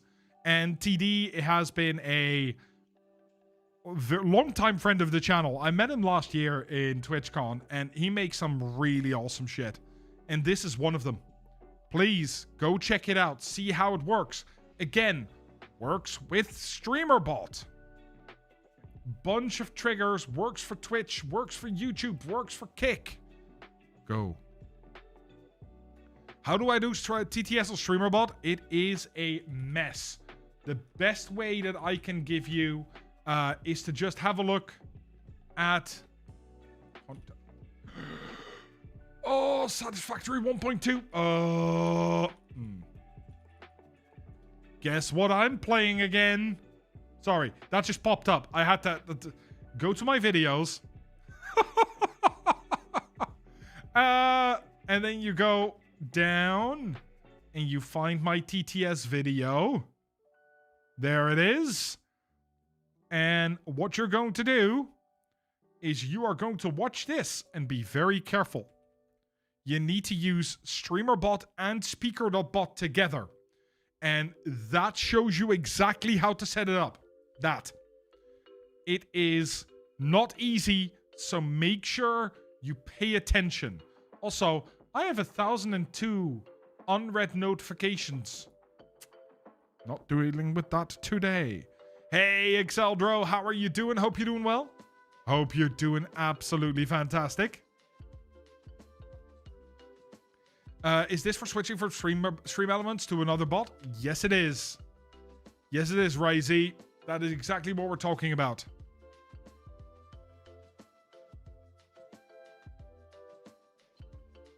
I'm doing really, really well, actually. Yeah, I'm doing really, really well. So many unread. Saknika, I have... Oh, look.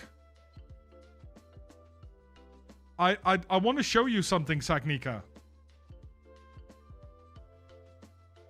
I started today with 3 notifications on my Discord. I now have 9. This happens a lot. Hey, Savvy, how are you doing? Hope you're doing well. Hope you're doing amazing. What's happening? Well, why are we replacing StreamElements? The reason we are replacing StreamElements is because they are most likely going to disappear. Rumors are there. They also stated they are selling the thing. They've mismanaged the funds and they're out of money.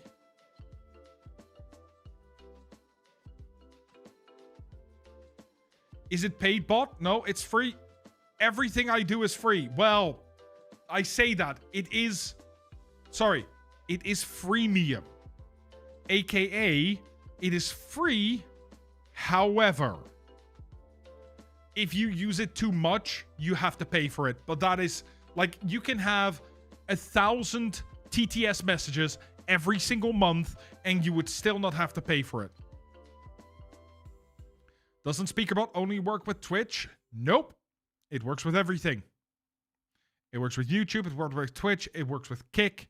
As long as you can make it work. Is there something better else we can use? For your chat commands, StreamerBot. StreamElements can't pay their $300,000 per month bill. Jeez, that's a lot.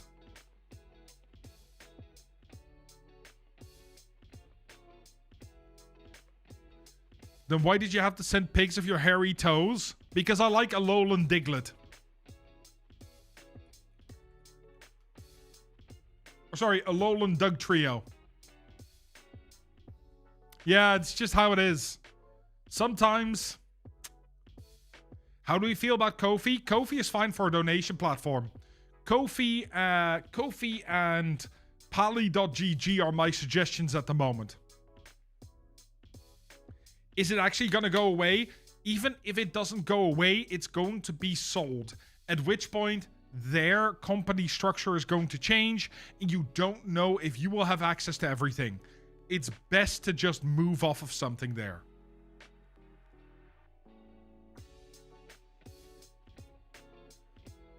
And hello, Flair. Hope you're doing well.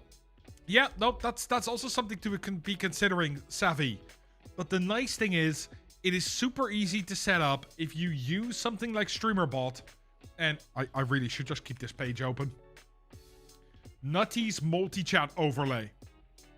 StreamerBot, you just need to install and connect. And then you install this one, and you're ready. Hey, ChatFM, you can use Mix It Up if you want. I just prefer StreamerBot. Need something to make your coffee for you, StreamerBot. No, that doesn't work. Also, Frosty, I'm happy you fix your headset. Yeah, and it's free, right? Anytime, Savvy. Anytime. Is Nightbot good? I'm not a big fan of Nightbot. The reason I am not a big fan of Nightbot as a replacement for StreamElements is, and this is actually why, Nightbot still runs externally. You're still relying on a server. StreamerBot runs locally.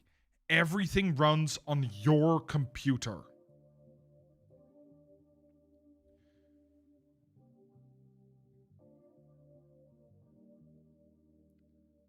The only thing you don't know how you're replacing, replicating, are the little chat box images around people's stuff when it shows up on screen. What do you mean? Wait. 1 second. Why does he have a thing called the Nut Testament? And why don't I want to click on this?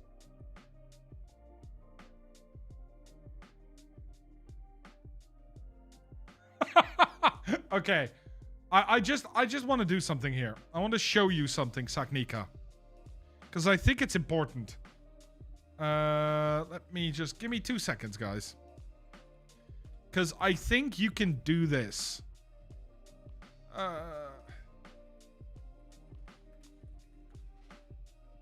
If I can find it.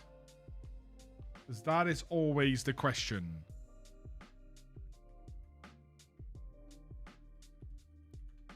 Nutty, where's your shit? Nope, not that one. Are you here? No. Okay, then we'll do it this way.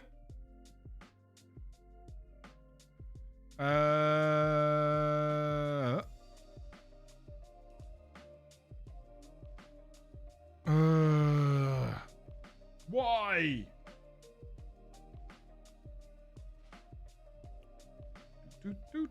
Do.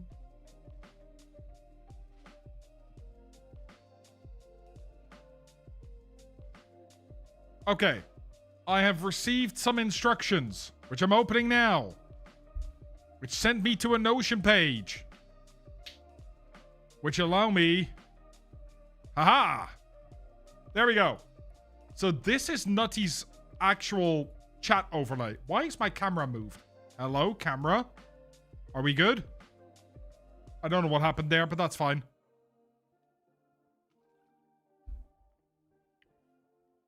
So, this is Nutty's actual chat overlay. And it is currently not showing much, right? Because it's not connected. But there is so much you can change. So, can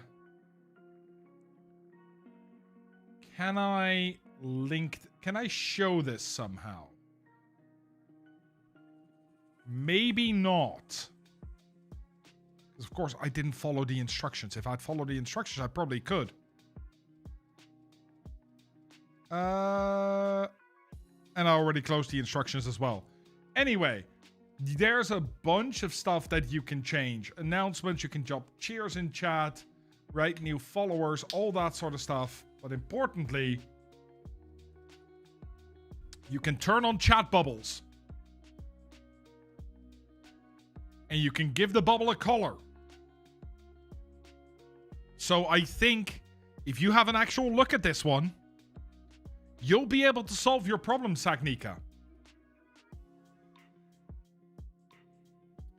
If it runs locally, how much space generally would a small streamer need? So I love StreamerBot, right?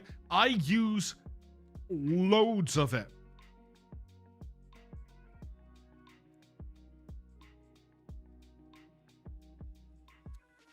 Mine is 1 gigabyte. My StreamerBot is 1 gigabyte. And I can tell you right now, that is mostly because I have a ton of backups and other stuff. So it really isn't big. It really doesn't take a lot of resources. It is just so freaking useful. It's mostly log files and backups. Yeah. In fact, actually, you say that. How are my log files looking? How much do I have in log files? Oh.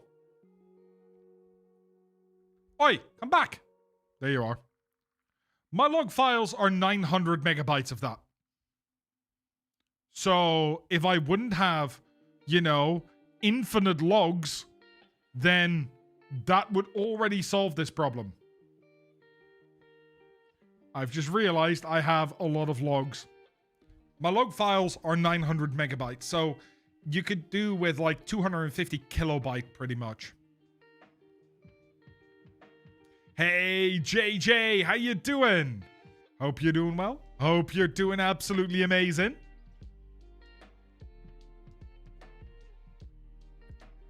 Does it include sounds, graphics, etc.?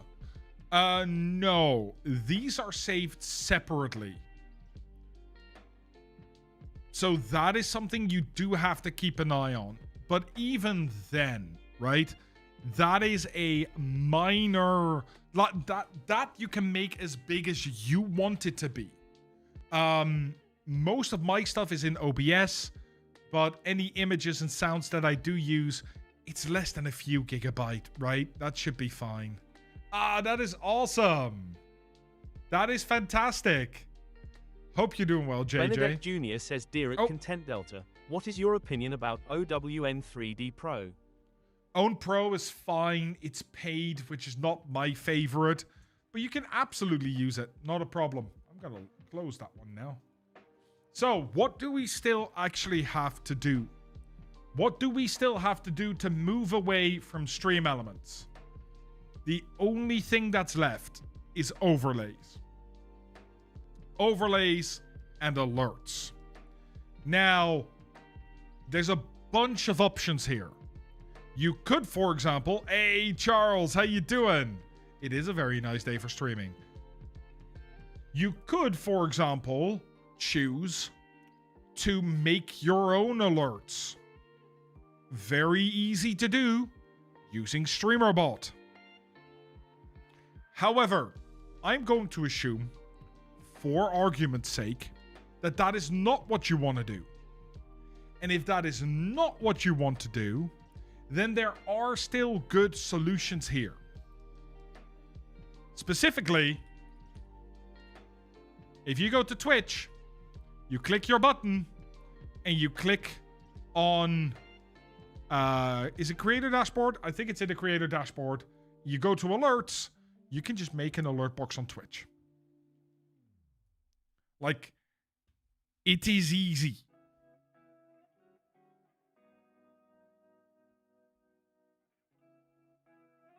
This is existing. There's not much you need to do here to make it work. You might say, yeah, but this doesn't really look like I want it to. Like, these are not my alerts. That's fine, right?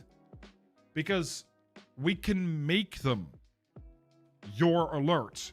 These are completely customizable. So, for example, I actually don't know if I can't do that with this. But what you can do is you can find your videos, your alerts, right? Take, for example, I think maybe, I want to see if this works. Where is it? Visuals. Image library. So... No. Okay. So let's say that you go to contentdelta.online, right? And you go to merch, or sorry, to stream shop, and you happen to grab one of these. One of the overlays. Well, what you can very simply do here is you can find your files on your PC, which you get after downloading, but you can do this with many of them, right? This is not just limited to my overlays. Pretty much everybody uses the same idea. So I go to my overlays, I find one, I will go with red, I will go with alerts. Actually, let's go with luxury. I like that one. JJ, thank you so much for the follow. Much appreciated. And what I can just do is upload file. And I will grab the file that I need. Let's go follow. And it just gets uploaded. So, we now have a GIF. A GIF, or it's a WebM technically, that runs. It does allow WebMs, which is important. But where is it? Hello? Can I see my alert, please? Do I need to refresh? Is that what's wrong here? Yes, there we go. Alert. First things I want to do is I want to make this bigger. I want to make this sort of 100%. Mama Sugar, thank you so much for the gifted sub to JJ. Thank you very, very much. And then what I can do is I will go to my layout settings. And I want this to be over each other. So that's already good. If I need to get it a little bit further down or sideways, I can do that here as well. But for my text, let's say that for my text, I want it to be a bit bigger. And I want to use something that better fits with the style. So I will go for... Oh boy, they have added a bunch. Holy heck. Let's say that I like Bebas Neu. Why not? Actually, I like Bebas Neu. It doesn't fit for this one. There we go. Titilium Web. Let's go look at that one. Hey, Ruben. We are showing you how you can get rid of StreamElements and instead use... It bugged out again. Interesting. Instead, you can use Twitch, for example. Okay, I'm going to pause this one because I want to have it there. And now what we can do is we can play around with this. So I have it as just followed, but maybe I want the accent color to be more towards the gold that I use already. Right? Like this. Maybe a bit of a drop shadow. Can do that. We can do a text-to-speech as well, which is lovely. Can you autoplay again, please? Can I... Ah, there we go. We can pause it like that. Did not know that. And then I do see that this is sort of a bit too low for what I want. And I wonder if I can fix that somehow. What is gap? Okay, that is not what I'm looking for. I don't think I can fix that, actually. Okay, so you are a little limited. Now, you can choose any file, any audio file that you want as well. Hey, Boo Susan, how are you doing? Hope you're doing well. Hope you're doing well. Or you can upload your own files, your own sounds. That's absolutely fine. I hope the volume is not too loud. I can't even hear it. Hello? Literally no idea. I don't know if you guys can hear this. I definitely can't. That's fine. Then, of course, Twitch offers you something special called celebrations, which means that you can actually make the whole screen go a bit weird if you really wanted to. It will shoot up all kinds of emotes, which for some reason also isn't auto-playing. Oh wait, that's because I don't have the autoplay on, do I? Is that why? Or do these just not show here anymore? They used to show here. And they would drop from your screen so you could see how it worked.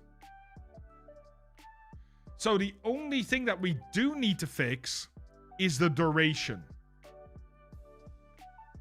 Because we're going to have a fade in and fade out time. Let's say I want 8 seconds. And animation is fade in, fade out. That's fine. So the only problem that you then have is your text. But you could fix that with custom CSS. It just makes it a lot harder to do, I suppose. Personally, like, you already get quite far with something like this. I do think Twitch can add that, though. Like, Twitch should probably take a moment. That's why you make 2 alerts, one for text and one for sound. Oh, yeah, that could work as well, right? Yeah, that could absolutely work. I just wish that they would add that as an option. That you can say when your text has to come in and when it has to go out again. Because that is not a hard thing to do. So that would be something that Twitch could improve.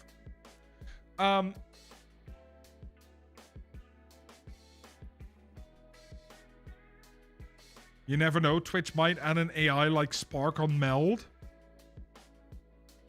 What is this heresy you speak of? No thank you.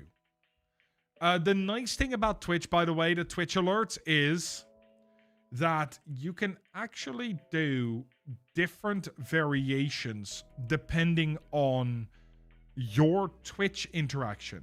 However, I will say this only works for Twitch.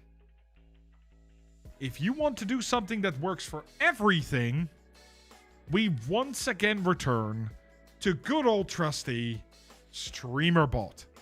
And it really isn't hard in StreamerBot.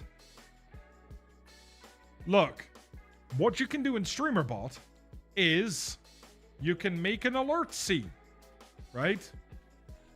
You can add, I'm just gonna do this as we're talking about it. You can add the exact same image, add it in the middle. I can size it up as much as I want. I will add text. I will say username has just followed. I can make this whatever color I want. Let's say that I want to go for something that is, you know, somewhat golden.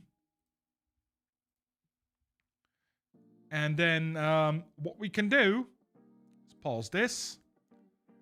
Take this part. Right-click it. Transform, edit, transform. Scale to inner bounds. And now, when we scale the box, it scales the text, which is exactly what we wanted. Because now we can make sure that whatever is written always fits inside the box. Just like that. Let's lock this one, put this one in the center. Ah. Hey, Kitsabite, how are you doing? Hope you're doing well. Hope you're doing fantastic. And now all I need to do is go into my streamer bot. I'm going to make a test alert. For the trigger, I will use Twitch channel follow. And when this happens, it actually populates the username. So what I do is I go to add OBS Studio, sources, set GDI text. I set this to the alerts. I find the text I just added and say user has just followed. And now, if I trigger this, it changes the text. When is StreamElements closing down, and will this affect your multi-stream? We don't know when it will be closing down, but it is probably closing down in the next few weeks, or it will be bought by a different company. As for Mayo's what's in the box, it's alerts, Mayo. It's alerts. And we will be talking about how you can finish or fix your multi-stream conundrum in about 2 minutes. Once we're done with this, we'll go to multi-stream. Now, I have the text. It has updated, right? Now I just need to do 2 things. The first thing that I need to do is I need to make this appear when it should be appearing. So, add OBS, source, set source visibility state. We will go to alerts, follow.webm visible, right at the start. Then what I want to do is I want to wait. I'm going to wait 500 milliseconds. Then what I wanted to do is I wanted to OBS, sources, set source visibility state, go alerts again, but this time I take the text and set the text to visible. Then I wanted to wait for, I think it's going to be about 8 seconds. Let's say 7.5. Then I want to make the text disappear, which I do by right-clicking and clicking duplicate. Then I wanted to wait another half second. And lastly, I wanted to make the video disappear.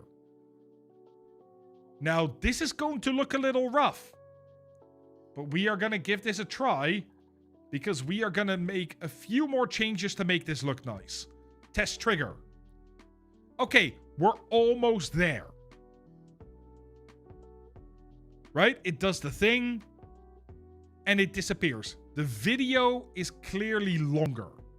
So we're going to set the video, let's say it's 11 seconds. Or let's do 10 seconds.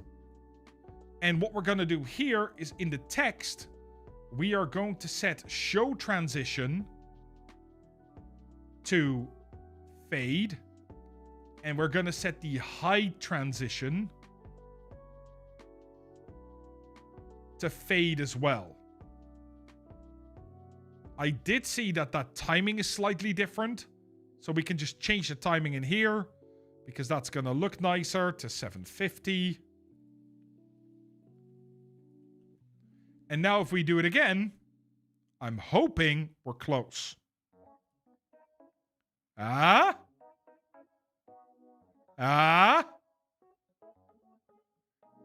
then after 10 seconds, it disappears. Okay, that timing is a little bit off. So we just start playing around, right? Let's say it's 9 seconds. And we see again. And that is how you just sort of build it up at this point. I'm doing really well, Mayo. How are you doing? I'm doing really, really well. Okay, that was too short. Fine. What about 9.5? And like this, you just sort of play until you find the right number.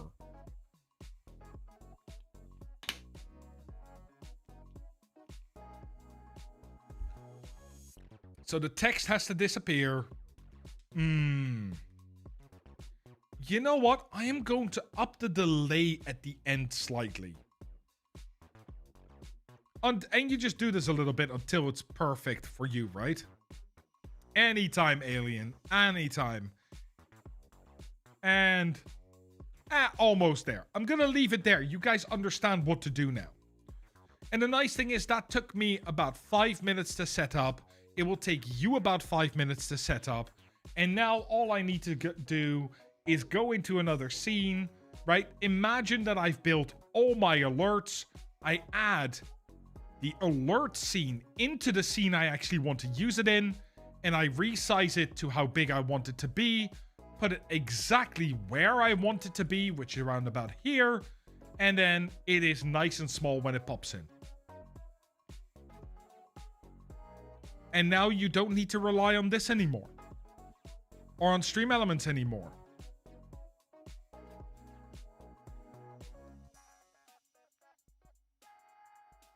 Can you show how to set that up when it's an anonymous follower? Absolutely. All you need to do if you want anonymous followers is you go into your text here at the top and you just don't use user. So a new follower has arrived. Test. Ta-da! Done.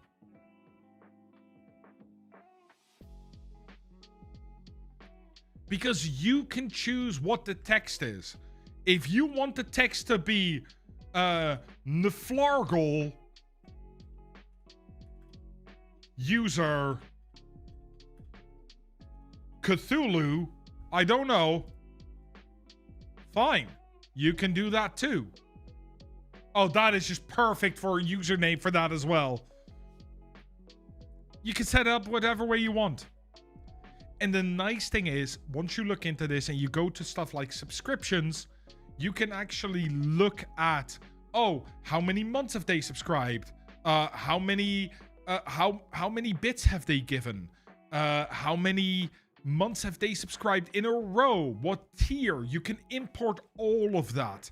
And if you want to find all that information, I can highly recommend just going to StreamerBot, go into the docs, go into your guide, and search for whatever you need. So, for example, resub. And it will show you events resub and exactly what the properties are. And if you want to understand what these mean, then... hello? Does it now not show that anymore? It used to show that. It showed you what each of these meant. I don't know why it doesn't do that anymore. That's frustrating. Is it because I am on the wrong thing? Yes, it is. Sub-action... Okay, never mind. You need to go to triggers and then look for resub. Or just for Twitch. So if I do resub, can I then see Twitch, please? Yes, I can. Resub. Cumulative. The amount of cumulative months that the user is subscribed for. Month streak. The current streak of the user. Tier. The current tier. And you can find all this back, and all these variables that you see here, you can use directly into any action that is triggered by resub. That is why I say StreamerBot can do so much, even for beginner streamers and that sort of stuff. Mama Sugar says so, if it runs locally. How much space, generally, would a small streamer need? Oh, I answered this one. I didn't see that was a TTS. Miss Aphrodite says sorry I was AFK, so if you answered already I apologize. I purchased alerts from Nerd or Die. Is there a way to import those alerts into StreamerBot? I believe Nerd or Die gives you the video files, right? So if you go to Nerd or Die, I know I bought some of the React alerts at some point. But I believe most of these give you the videos as well. I actually don't know for sure if that's the case. Or if these only work through StreamElements. So stream software, OBS. Let's see. Let's have a look. And then we'll go, oh, there's an event doc as well. That's kind of cool. I like that. That looks good. Multi-goal widgets. Let's go with spirit board alerts.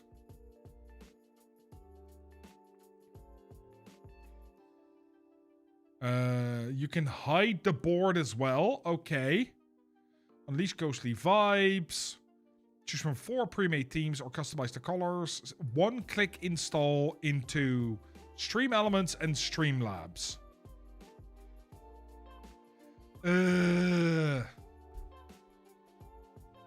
Okay, this may be a problem. I don't think they actually give you the video files.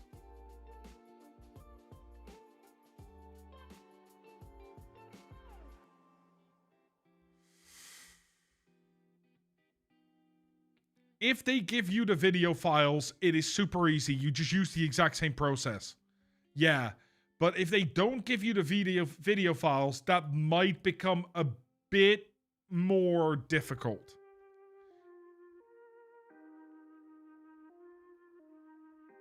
Oh, okay. They do give you the files. Well, then you're fine, right? You can do the exact same process. You drop them into your OBS. You give them a name. You do the exact same. You literally, it's the exact same idea. Yep. It's super easy to do. Now, there was one more question. One more important thing for us to talk about. Johnny Trumpet, if you want to ask a question, you can ask a question. Best way to do that is through the Ask a Question channel point redeem, because then you become a TTS as well. So, the last thing that we have to look at that StreamElements does offer is StreamElements multi-chat or multi-stream. That's, by the way, not the only thing the multi-streaming there offers. They also offer a bunch of other stuff inside your OBS, but all of those can be easily done by just logging in. Hey, Gaming Jan, how you doing? Hope you're doing well. Hope you're doing absolutely amazing. You're so nervous going through this again? Understandable, Suited Soldier. Yeah, and that's a thing you have to deal with, right? It's not... Okay. I'm gonna be completely honest with you guys. Setting this sort of stuff up is not hard. It is just nerve-wracking. It is really, really nerve-wracking. So... the only thing that I can suggest is that you give it a try. Just give it a try once. And once you get through that first time, especially with the help from the Discord, right? Especially with the help from our Discord, we can get you to the next step. Will I be breaking this video down into sections to run through? Probably not immediately. I wonder if I can get that done. Because we've sort of gone back and forward here and there a little bit. But I think I can give it some chapter names. And then make it easier for you guys to find exactly what you're looking for. So how are you guys now going to do your multi-streaming? I'm gonna be completely honest. It is the simplest solution that I can give you guys.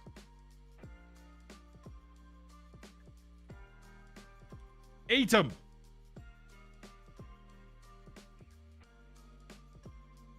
Atom. Go to their products. Don't look at Nexus. Nexus costs money. You don't need to pay money.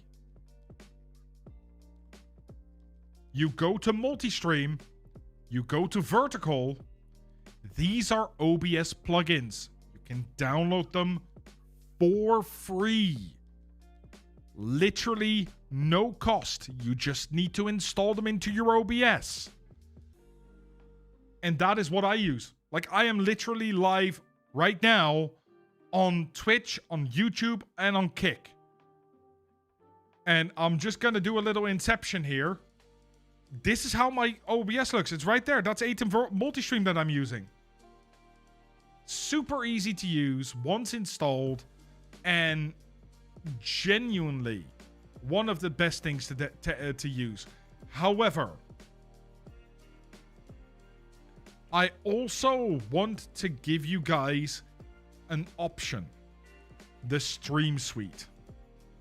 I have not used this before. But apparently, this is the ultimate package right now. It gives you multi-stream. It gives you a vertical.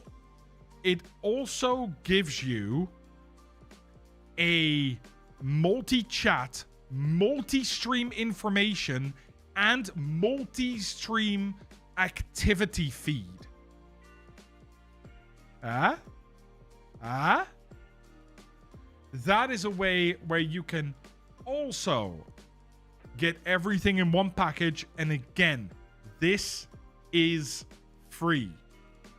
Completely free. But I have not tested this yet. I don't know how good this is. So I don't know if I can recommend it, but I can absolutely recommend the plugins on their own. You're still afraid to update OBS thinking it'll break Atom? I am on 32.0.1, Charles, and it works. Johnny Trump at 117 says, yesterday my channel randomly got 300 likes and I think it was all bots. Wasn't raided and all the accounts were made in 2025 or 2026. Do I need to do anything I particular like contact Twitch support? You can contact Twitch support. They can't do anything for you. You'll have to remove them manually. However, there are two tools you can use for this. SeriBot is one of them, which everybody should have on their channel. And the second thing that you could use is Commander Root. However, be very careful with Commander Root. If you choose to use Commander Root and you use it wrong, it deletes everything. Every single follow you have ever gotten. So please, don't do that. Use SeriBot. Again, SeriBot is free. Go to twitch.tv/Seri_bot and follow the instructions to get it on your channel. It's great. Hey, Armed and Irish, how are you doing? Hope you're doing well. Hope you're doing amazing. Look, somebody is doing this right now. Literally right now.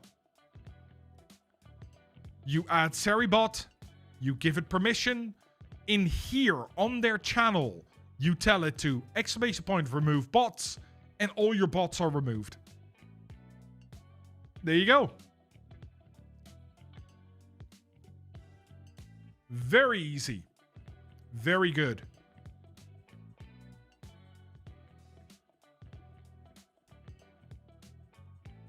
Let me see. You have different sections. One for specifically building your stream and one for live.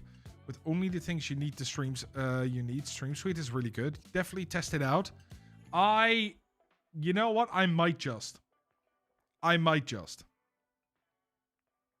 Anytime, Johnny. Anytime.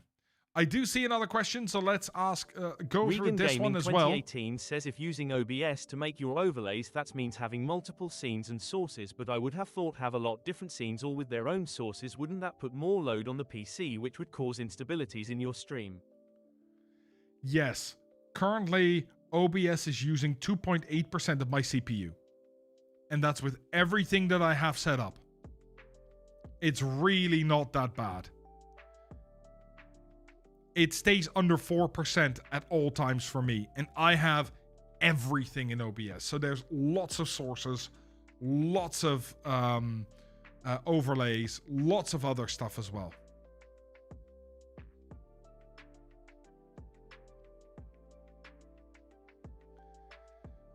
So that is something that I wouldn't worry too much about.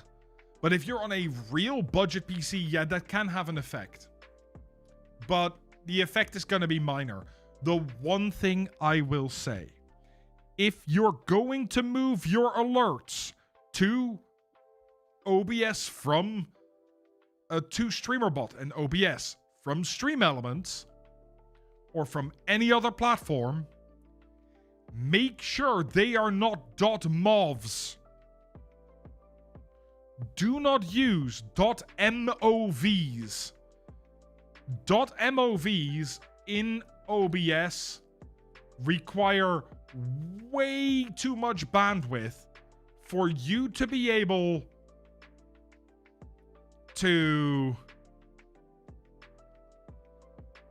actually be able to use it. It is way too high fidelity, way too high quality. You need to convert your MOVs to either MP4 or WebM. And my mouse is dying. Don't worry about that. That's what I would go for. These are much lighter and you can use them as much as you want. Let me see. By the way, guys, if you have questions all regarding StreamElements or Atom or any of the things that we talked about, please put them out there. Please put them out there. Now is my chance to answer everything. Will this be able to do everything Mix It Up does? StreamerBot, I think, does everything Mix It Up does or more. I'm not up to date with Mix It Up because I just prefer StreamerBot.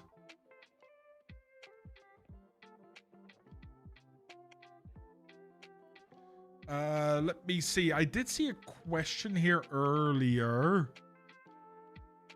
Oh, it's a TTS. We'll listen to it. Armed and Hey, Irish Hot says Mess. I have abandoned StreamElements for commands and have migrated everything to StreamerBot. One function I'm missing now is the ability to list all available commands through a command. I cannot seem to get StreamerBot to list via chat message my available commands. Not sure what I'm missing. The only thing that you can do with that, Armed and Irish, is make another command that sends a chat message and manually fill in all your commands. There is no automatic one as far as I know. The thing that you could do to try and find it, however, is go into the StreamerBot Discord and see if there is a plugin or something. Like you can go to StreamerBot extensions.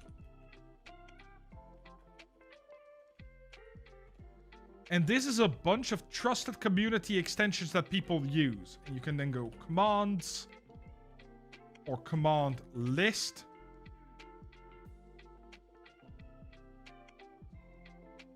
I don't want testing. I want to have a look at your commands. And apparently they have something for custom commands as well. But yeah, you can have a look on this if you can find what you are looking for.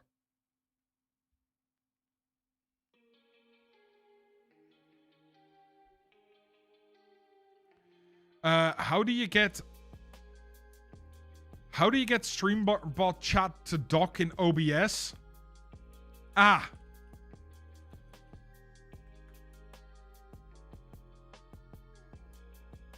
Follow the instructions. You can find them right here on StreamerBot chat. OBS browser dock. Because there is a different way you need to do it. And in your custom browser docs is the easiest. Hey Tash, happy Tuesday. Hope you're doing well. Is already confirmed? It is not. It is not confirmed, but most people are expecting it now. You use Stream Ninja for multi-chat yourself. You can use whatever you want. It's just if you're gonna use StreamerBot, use StreamerBot. It is so nice. Look, one of the big bonuses, right, of StreamerBot chat, right here, is I can actually go into my settings, I can go into my quick actions, and I can set up user quick actions, such as a ban poll, or a message that allows me to shout people out. So that when I see a message and I'm like, hey, Tash is an awesome person, why haven't I shouted Tash out yet? I could just go, click the shout out button, and it runs the shout out command for me. This is why I use StreamerBot. Because it allows me to do actions directly. In fact, there is an action, and I will show you where I have this. So if you go to my YouTube channel, right? I've been to my YouTube channel a lot today. Actually, no. If you go to my website, that's it. And you go to Stream Shop, and you go down to the free stuff. And you go right here, right? The free stuff. There are 5 different, I think there are more. But for example, things that I have made for people is, or for myself, is you can actually set up a little thing that if somebody says it is 90 degrees Fahrenheit, you click it and it converts it into Celsius, or vice versa. Or, do you see the little Google Translate icon? Yeah, I've set this one up so that if somebody says something in a language you don't understand, you can click the button and you get a Google Translate, answer immediately. And it detects the language on its own. And these sorts of things you can do. Download it, grab it, use it for free, please. Like, that's why I make these things. It's not to show off. It's to give you guys an easy way to get stuff done. It's not necessarily for inclusivity that I use it. I mostly use the translation to call people out that say random dumb shit on my channel. I had people come in and throw in derogatory stuff or blatantly racist stuff, and I'd just be able to go click, ha, you're an idiot, banned. Yeah, SB chat, StreamerBot chat, quick buttons. Exactly, Jinx. Exactly.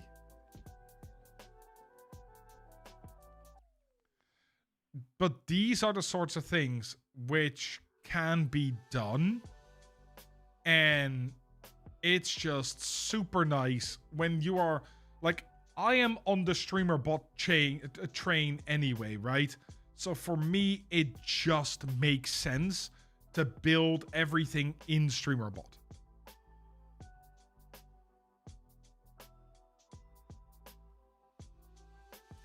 You have that set up in your chat? Haven't had a use for it yet? I have. Yeah, I've had it multiple times. The Atom Suite? No, the Atom Suite is free. No. Look. Okay. Atom has 4 products. Nexus, Stream Suite, Multi-Stream, and Vertical. Nexus, that is paid. Nexus is the thing which you pay for to use it.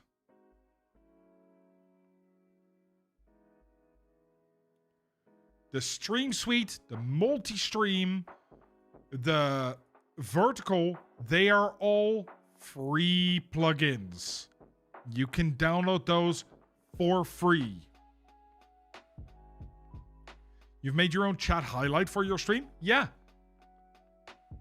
See, I want to edit this one a little bit for myself so I can also highlight messages. So if a question happens in chat and I want to answer it right away, I can click it and it will still do the TTS.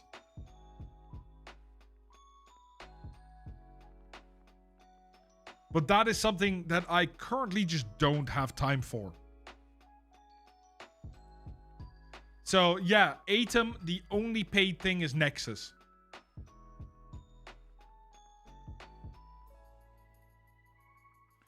Nope.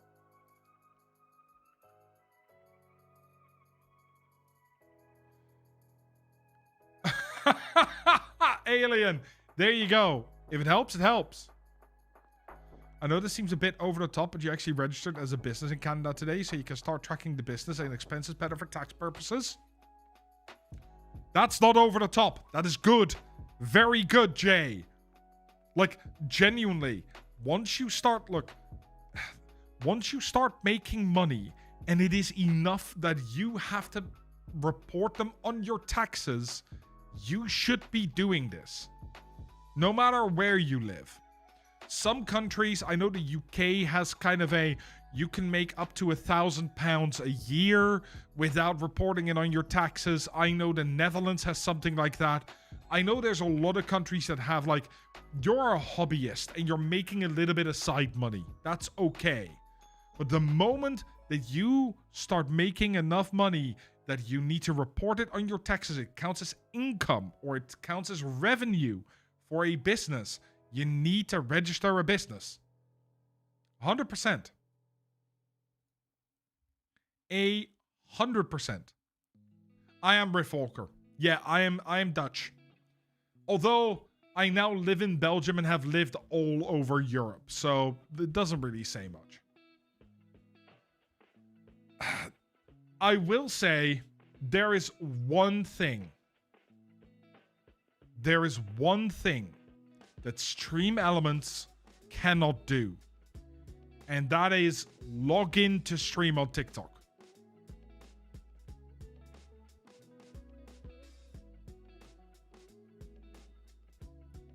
No, you have to do it, right, Jay? I have that too.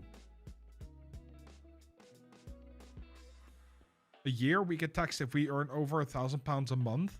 No, Regen. What I mean is the UK, I think it's £1,000 a year is the official level at which you go according to HMRC, right? Her Majesty or His Majesty's Revenue and Customs. You go from being a hobbyist to being a business.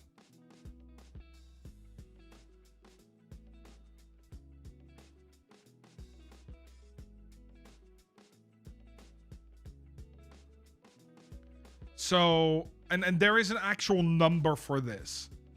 Like being taxed when you, yeah, it's not if you are being, or if you are working, you get paid and you need to pay taxes. No. It's, you need to, there's a specific limit for this. And most countries have one. All countries have one. Most countries, it is not zero.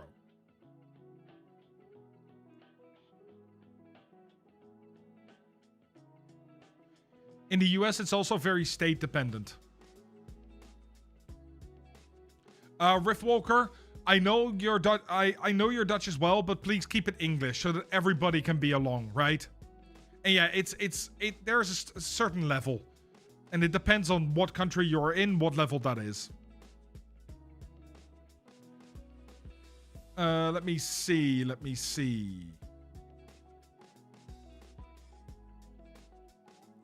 Do we have a question on the list? Let's do this. Damien Darkrose says not sure if I missed you answering the question in YouTube, but I will ask it again just in case. Can the streamer bot shoutouts be as detailed and random as the shoutouts provided by Frosty Tools? The streamer bot shoutouts,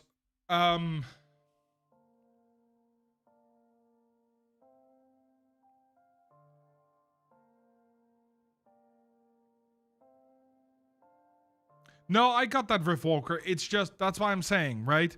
To have everybody along, the channel is always, we speak English. Yeah, it's just so that we can have everybody along.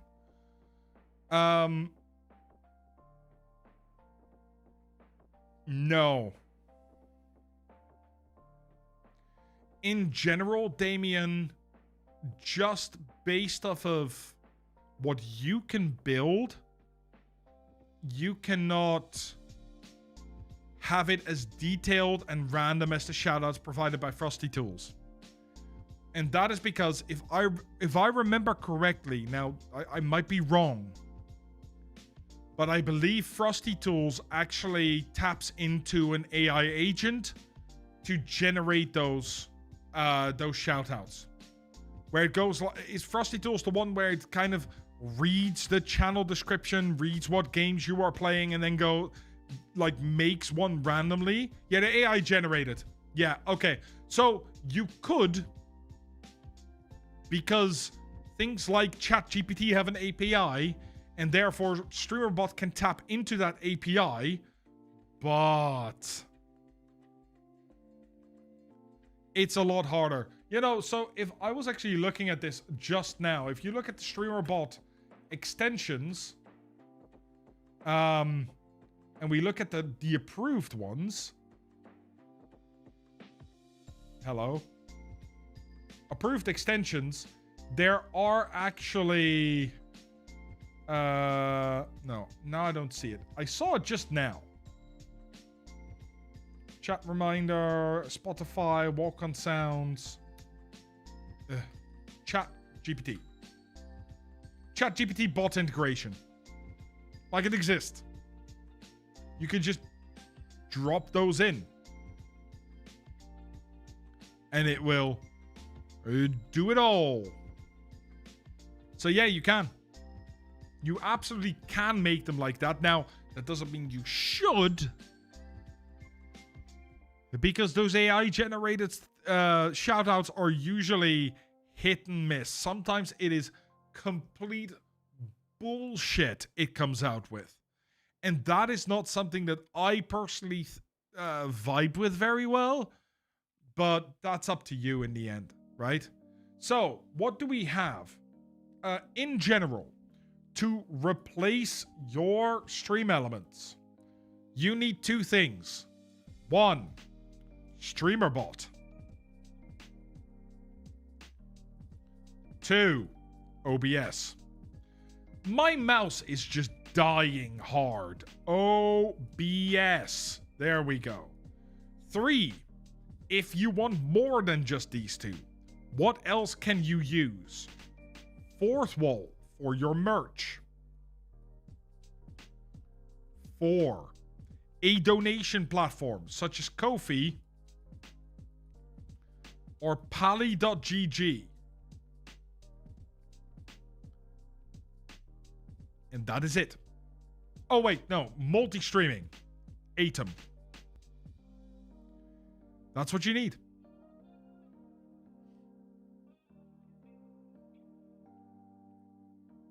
Can't you do the AI assistant on StreamerBot where it talks to you, etc.? I don't think that is a native thing. Atom with a U. U. Can you use PayPal for donations? Please don't use PayPal for donations. PayPal, the moment somebody donates to you, they send your user a receipt. That receipt contains all your personal information. Full name, registered address, everything. What you do if you want to use PayPal, is that you go to Ko-fi. Even if it's a business PayPal, then maybe not. But the best way to... The problem that you're dealing with at that point is something else, which I will talk about in just a moment. But the best thing to do is just go to Ko-fi, sign up, and then link your PayPal through here. Because Ko-fi allows you to add both Stripe and PayPal. And it is super... I can't find it now. There, how it works. And that way, you don't have to bother with the hard stuff. There is one other issue. If you have PayPal and you have one malicious viewer, they can go ahead and donate you $1.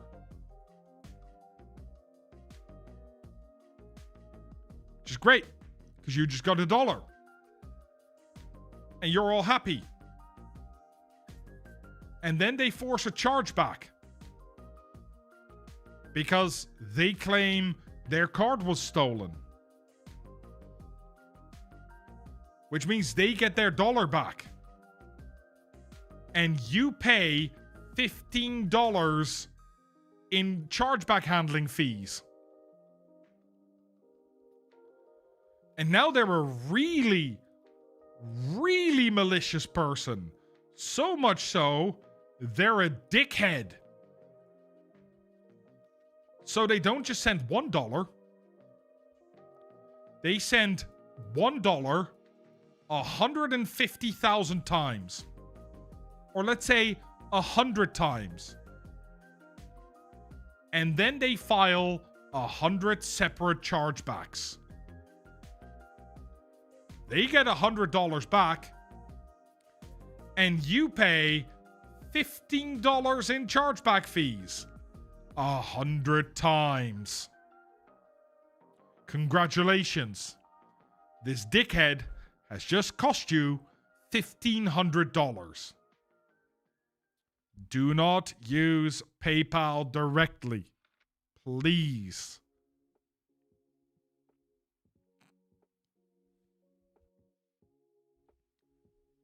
Like, it is just not smart.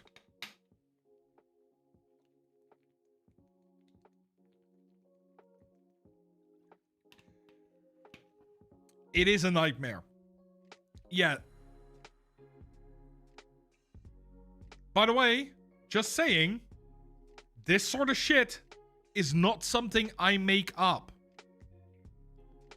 There are people, if you go looking for it on Twitter, on blog posts, on YouTube, that go through this or have gone through this in 2023, 2021, you know, years. It goes back years. And while these platforms have all become better at preventing this from happening to creators, you don't want this to become a problem for you. So start by preventing it happening yourself. And there's similar with swatting, there's similar with so many other things. It is a nightmare. It is a terrible, terrible experience to go through something Katrina's like this. Wave says hi. Does StreamerBot work with a Mac? I don't think so. Maybe.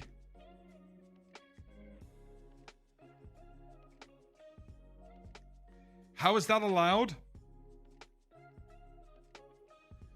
Because if I pay somebody over PayPal,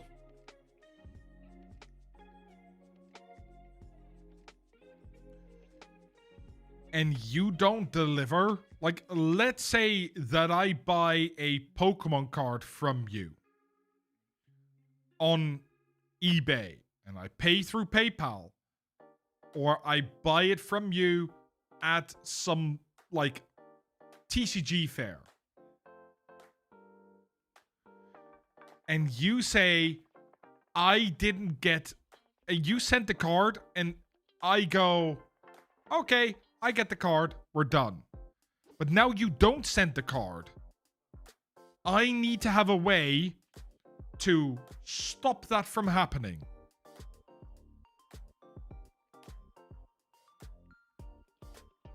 It is so freaking important. And what Sagnika says is also true. PayPal sides with the customer because they have to. PayPal is a payment provider, and payment providers have hundreds and hundreds of rules that they must follow. It's not just PayPal, though. Your bank has to do the exact same thing.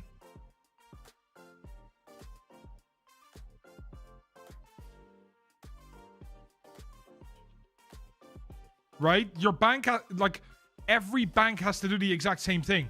If you have Revolut as a bank, you can actually go in and you can click, hey, I want to open a dispute. And then you go, and then they go, have you tried to solve it with the shop you bought from, the business you bought from? And you go, yes. And then they go, super. What happened? What is the problem? What do you want us to do? And they will 9 out of 10 times side with you because you have provided a shred of evidence and they have provided, the company has provided none. Because how are you going to prove as a company that you sent something if you don't have a tracking number? Right? And this is the whole problem. How are you going to prove that you've delivered on a service? You can't.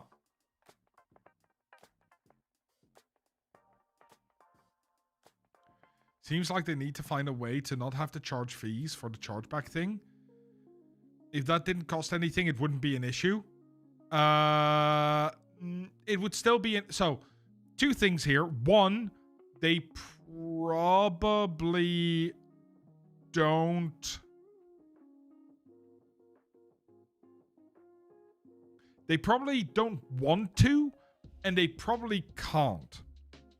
Because this payment of $1 requires some payment to facilitate the transfer, right? And then getting the dollar back does the same thing. So they at least need to get that difference back, which they have to claim from you.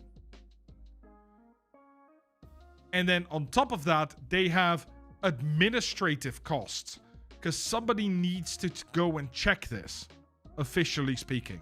Nobody does, but they need to go and check this. So $15 is just also a deterrent for companies to not fuck up, right? There's multiple stakes to this, and in the end, PayPal makes the money, yes, but they can't make this zero. There will always be a cost. Always. However, I will say, if you run this currently through SE, that's really good. Run it through Ko-fi, run it to Pali. It doesn't matter. It does not matter. You can run it through any of these, and you will be absolutely fine. It's just, you don't want to use PayPal directly. You can also use Patreon, by the way. Literally, any reasonably okay payment provider is good. It's just, which one do you want to use?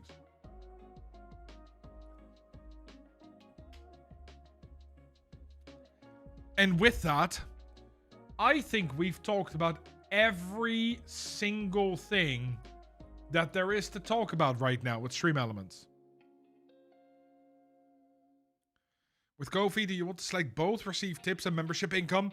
So, tips is tips, right? It's people giving you one-time monies. Memberships is people subscribing to you. Yeah, don't use Revolut for this stuff. No, I just meant I gave that as an example that every single bank has to be very customer sided. That's how the laws are. You protect the person with the least amount of money, unless you're in a specific country across the Atlantic from me.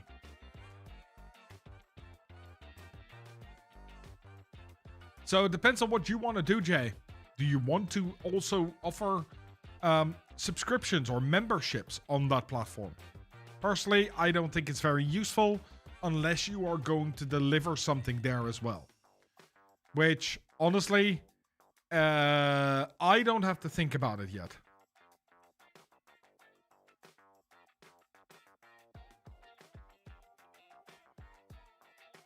Well, that's a good thing, at least, Saknika. Like, I will be honest, protecting the customer is extremely important. Like cars versus pedestrians. The weaker has more benefits, because if one of them messes up, it's usually the weaker that takes a much larger percentage of the damage. Yep, that's how it works. Okay.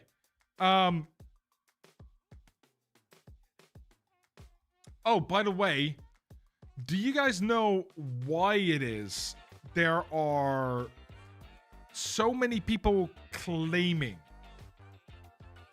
that StreamElements is going down?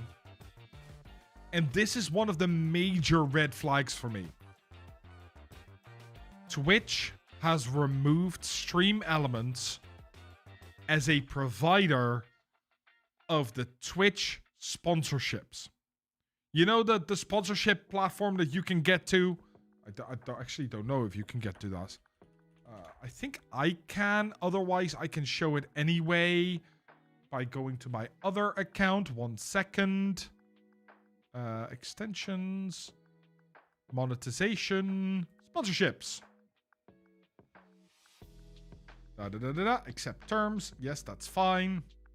So, the sponsorship platform. I have none.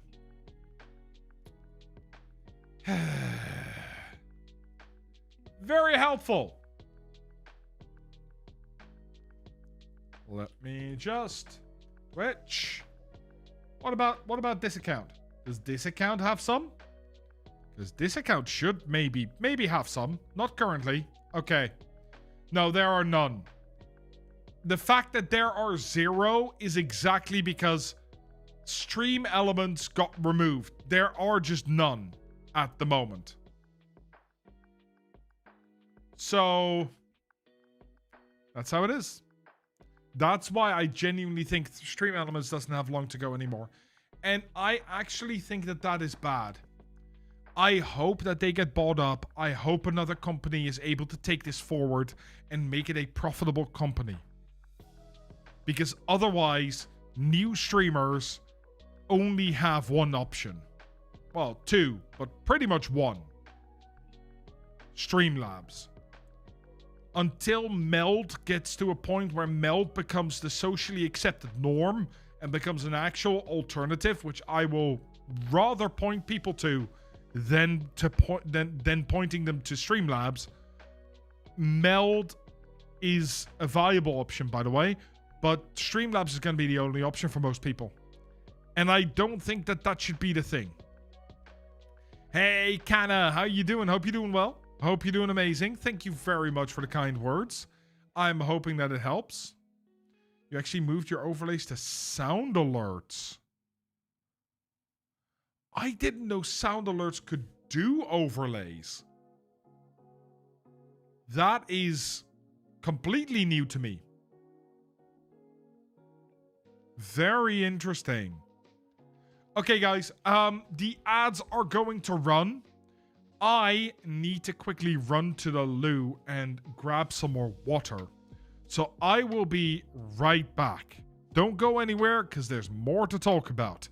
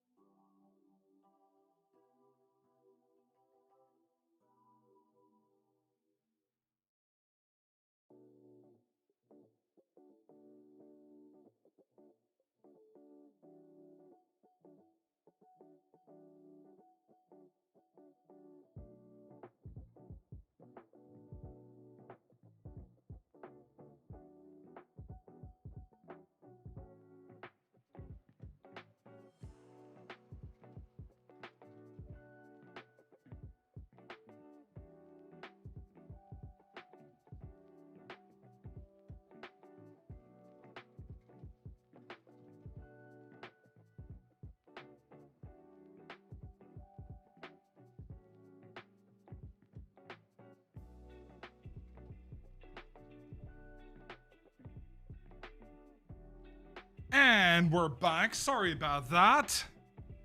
A certain child woke up and would not let me go. She kept shouting my name. Okay, where were we? Yes, we were chatting a bit here. No questions left. That is fine. You know what? That means we can talk about something else as well. Because there is something else that we should probably talk about. Something that I have not talked about yet, but that has done the rounds everywhere else. For those that don't know, about a week ago, Twitch has changed how people can make money. Specifically, channel points, emotes, subs, bits, and badges are now available to all streamers. You do not need to be an affiliate anymore. However, there are some downsides. Hey, Metal Gear, how you doing? Let me see. Should your first videos be game walkthroughs and cut shorts from that to build an audience? Your shorts are going to be the billboard for your content. So what you should be making shorts about is what the content is going to be on the other platforms as well. So for your long form videos and for your Twitch or YouTube or live streams, wherever you do them, right? What you want to do is bring in a bunch of personality. Don't just make it games. Make it something that shows who you are. That I think is very important. That is probably the biggest thing that you can do, in all honesty. And if you're gonna go that way, don't be afraid to experiment, especially in the start. Your first few videos are not going to get more than 100 views, maybe even not more than 10 views, right? So just experiment, learn, see what you like and what you don't like, and then build from there. That's the best thing I can tell you. So, yeah, this, I'll be honest, there were two kinds of, or like technically there were three kinds of people that looked at this change and they thought, you know what? Team one was, that's awesome, gives people more chances to build a channel, to show their curiosity, show their creativity, and make cool shit on Twitch. Which, honestly, great. Right? Then there was the second group of people.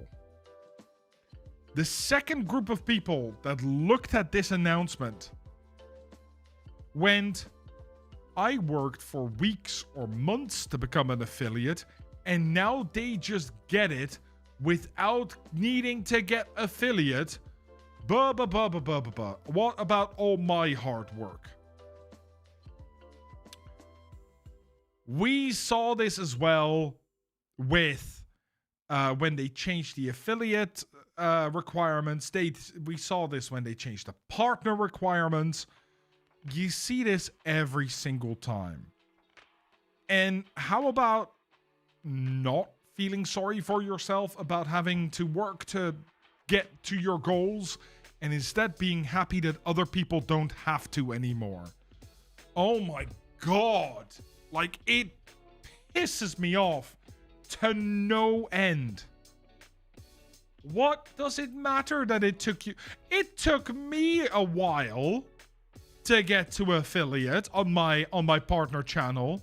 It took me even longer to get partner. But come on. It doesn't really change anything for you. You got the thing. You made affiliate. Isn't that the most important thing? Isn't that the thing that is an achievement? That you can enjoy? Be happy. I'm happy that other people can now get this easier, in all honesty.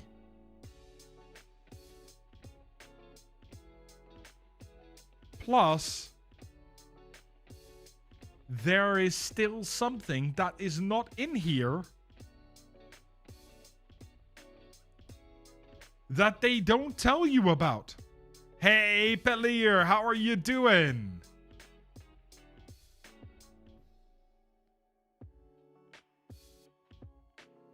The thing that they don't tell you about is that despite them being able to get subs and bits, it is not able for them to get paid. They get store credit. And actually, there was a really... This is the Twitter post where I saw this. 1 second. Let me see if I can find it. That I think is quite an important one. And had a screenshot that actually explains it.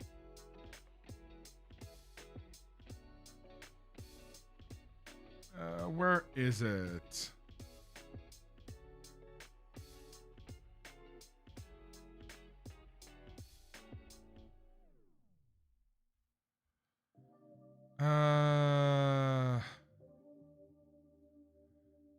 There. Please, can I see? There we go. So this was a post by Pirate Software, right? And he posted this. But mostly it's about this. It's mostly about, like, it's this image. And that image tells you everything you need to know. Spend your creator balance on Twitch. Tap into balance from your creator activity before you reach affiliate status. Ah. So now you can earn money and spend it in the company store. You can buy bits with it. You can get subs with it. And that is... And gift subs as well. Which is great. Except for a few things here. Hey, Thomas, how are you doing? Hope you're doing well. First off, your revenue is subject to U.S. informational tax reporting and, if applicable, withholding tax. You may receive a tax form. So now, the moment you stream on Twitch, you can royally screw yourself with income tax.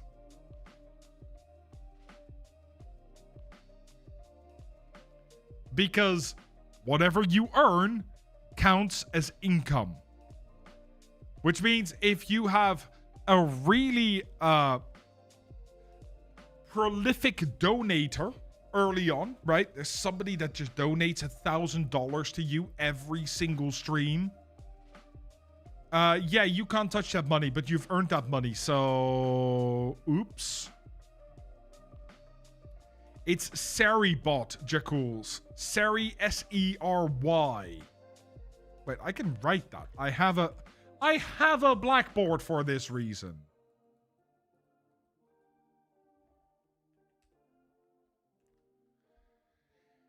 And on top of that,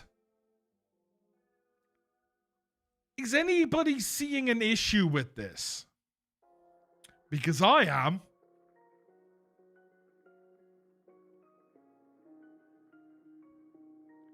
Let's say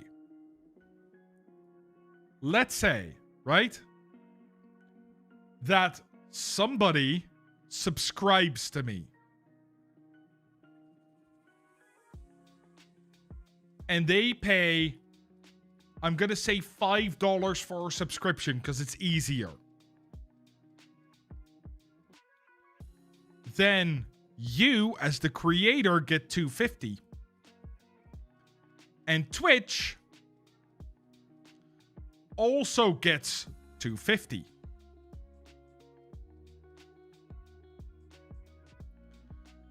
Now, let's say that I have made enough money that I can buy a gift sub. So I gift somebody else a sub, which I spend $5 on, of which $2.50 goes to the other streamer, and Twitch takes $2.50.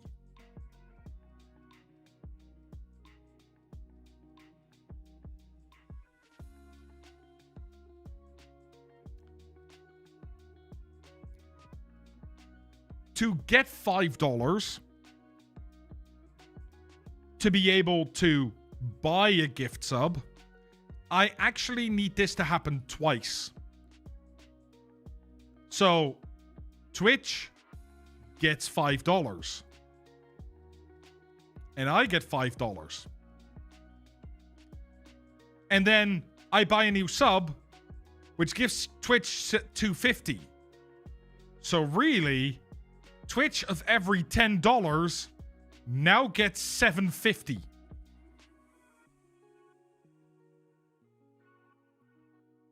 And this person, who might also not be an affiliate, does the same thing and buys gift subs.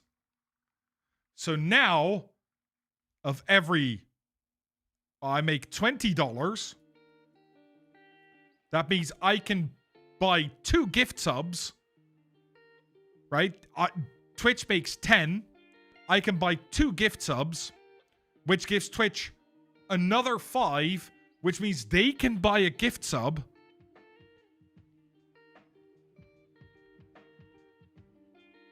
And gets $2.50. So that's 10 plus 5 plus $2.50. Oh, look. Twitch just made $17.50.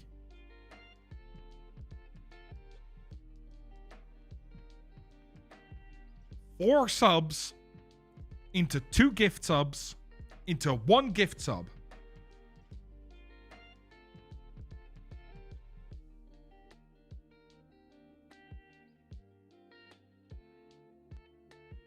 I don't know. Seems wrong to me.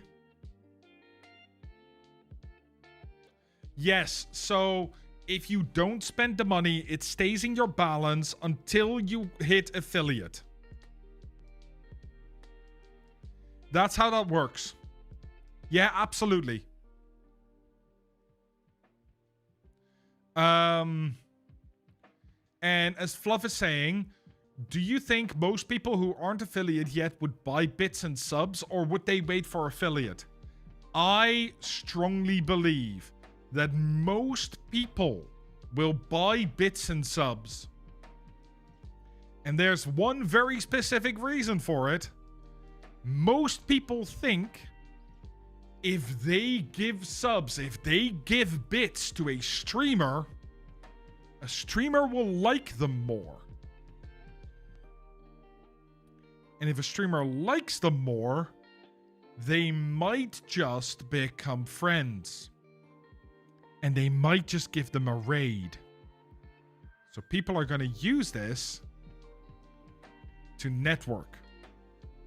Because people think they need to spend that money, give subs, give bits to network. And you don't.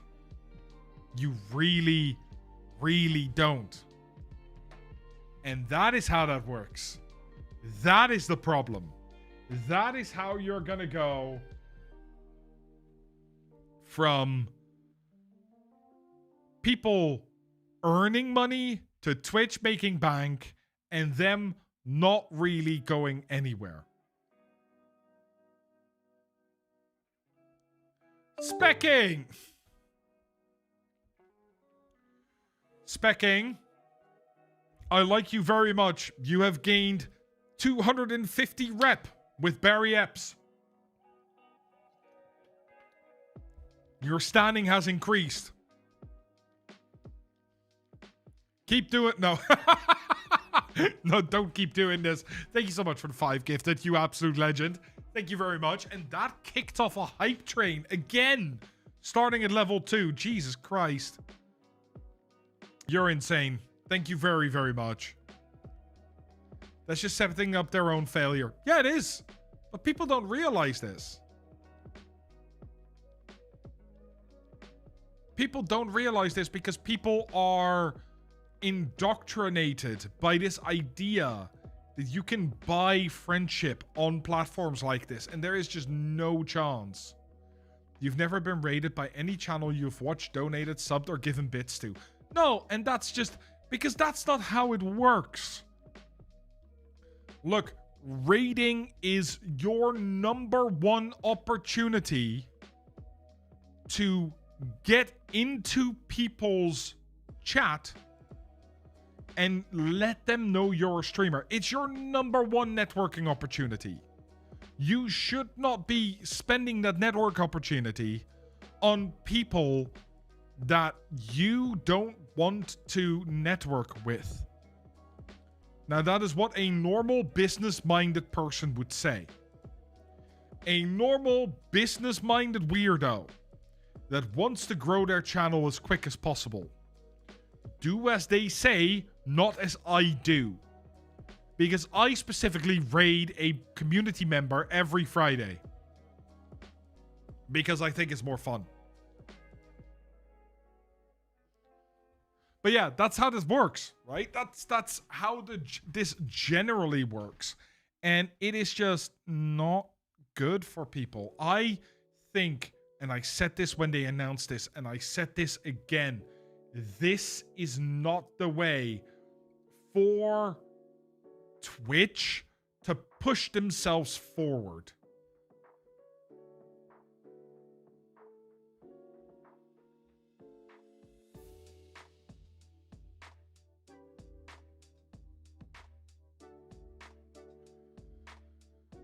But please, unless you are actually friends with the streamer, don't send a 1-person raid to a 1K viewer streamer. 10%. That's the general rule. 10%. If you're going to raid someone, and I'll show this, if you're going to raid someone, which there's no real thing for, so yeah, you're raiding someone. You are raiding this person. What you want to make sure is that their viewer number is no bigger, or sorry, no small, no, how do I say this? That your viewer number is no smaller than 10% of their viewer number. So if they have 250 people, you need to have about 25. If it's 20, if it's 15, that's fine, right? No problem. Now we gotta do math. Don't say that too loud. Frosty might come at you. If they have 20 viewers, it's a little different. If they have 20 viewers and you come in with 2, that's absolutely fine. If they have 10 viewers and you come in with 1, absolutely fine. Not a problem. But 10% is the general idea. Generally speaking, 10% is where you want to be. Hour rated 2 hours. It's easy. Just drop the last number. That's round and about where you have to be. Hey, Meme. How are you doing? Hope you're doing well. Hope you're doing well. Let me see. You hate rating? It's awkward. How long do I stay? What do I say? Do I keep my stream going? No, you stop your stream. That's the whole idea. You chat a little bit with them, 5 minutes, and then you can go if you want. But what is being said is the most important bit.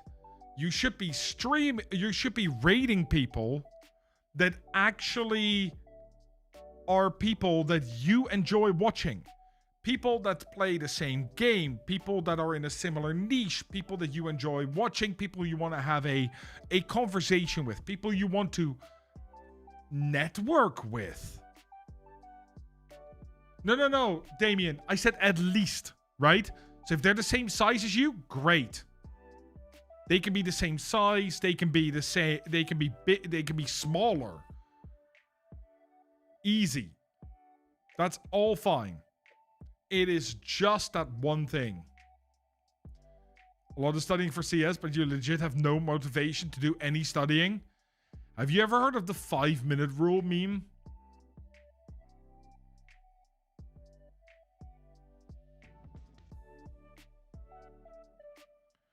Do your studying for 5 minutes. If you still want to stop, that's fine. But usually you'll find that you don't want to stop. Because now you've started it. 25 to 250. Yeah. No. 25 to 250. 10% of their viewers. Right? 2 to 20. 1 to 10. 25 to 250. That's fine.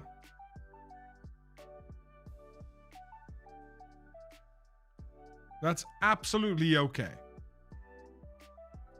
You like to rate somebody who's smaller? That's fine too, King. Right? That's absolutely fine. Sometimes you can branch out. You know what I like to do? You know what I really enjoy doing? And I'm in the privileged position that I can, right?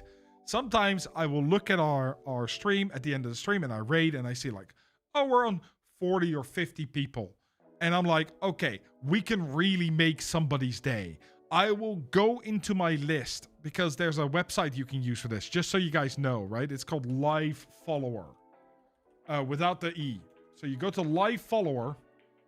No, not that one. Oh, come on. Livefollower.com, I think it is.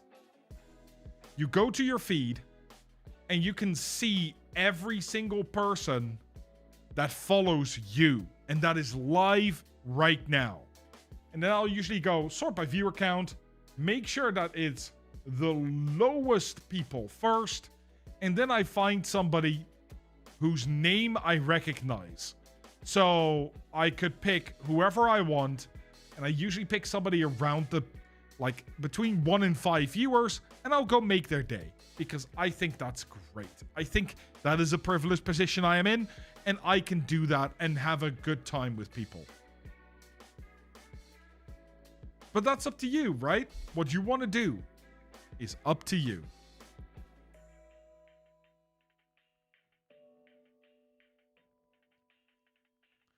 Let me see. There are some questions about this, though, so let's ask. KING000 says, I'm listen. thinking of doing a rebrand, mostly on my name. Still playing the same type of games and aesthetics similar. Any suggestions so to not alienate any viewers? Obviously, Hey, the name SRX. will be different. I think that's a good idea. You won't alienate viewers if you let them know.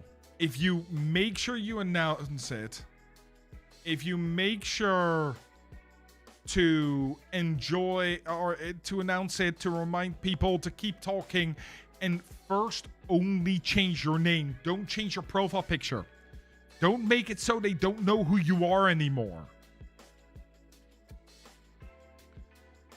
Boo Susan, that page was made by Flash Force. Funny enough. Yeah, Insim will rate the small streamers as well. Talk about making their day. It's great. It's great. Oh man, the meltdown you get is fantastic. Yeah, so it's Flash that made it together with somebody else who I can't remember the name of. Miss Aphrodite says, what if you have no viewers and it's just you in your channel? Still raid. Raid somebody with 5 viewers. Raid somebody with 1 viewer. Just do it. It's the best way for you to network. It's the best way for you to get known, or not known, but like to make connections with people. And yeah, sometimes the raid will be a miss, and sometimes the raid will be meh, right? They will ban you because you dared raid. don't understand those people. Or they will, they will not be responsive. That is okay. But build from there. Learn how to recognize the right people to raid, etc., etc. Yeah, so it's Flash that made it with one other person. I would always raid. The only time you do not raid, and I will say that, the only time you do not raid is the one time where you are in such a bad mood at the end of your stream that you can't bring up the energy to network, to be nice to people.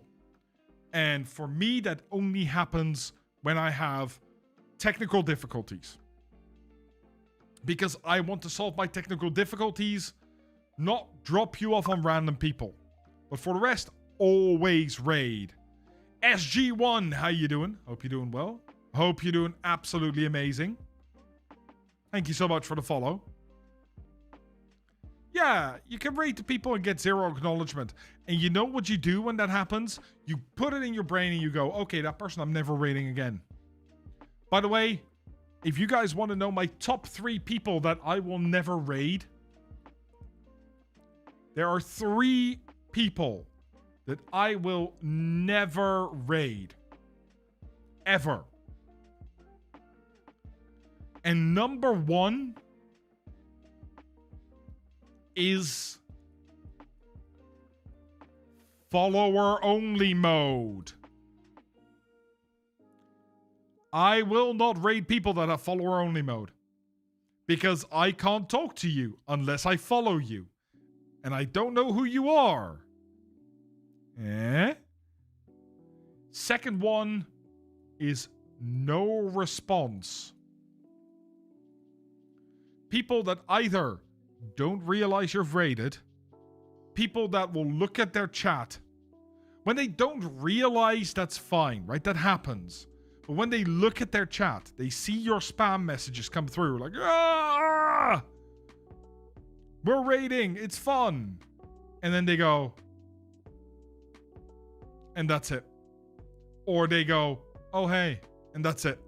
Like, give me some response. Give me some hype. Only raid people doing the same game. Only raid people in your niche, I would say. Or not even read the chat. Yeah, but like small streamers have that sometimes. And that's okay.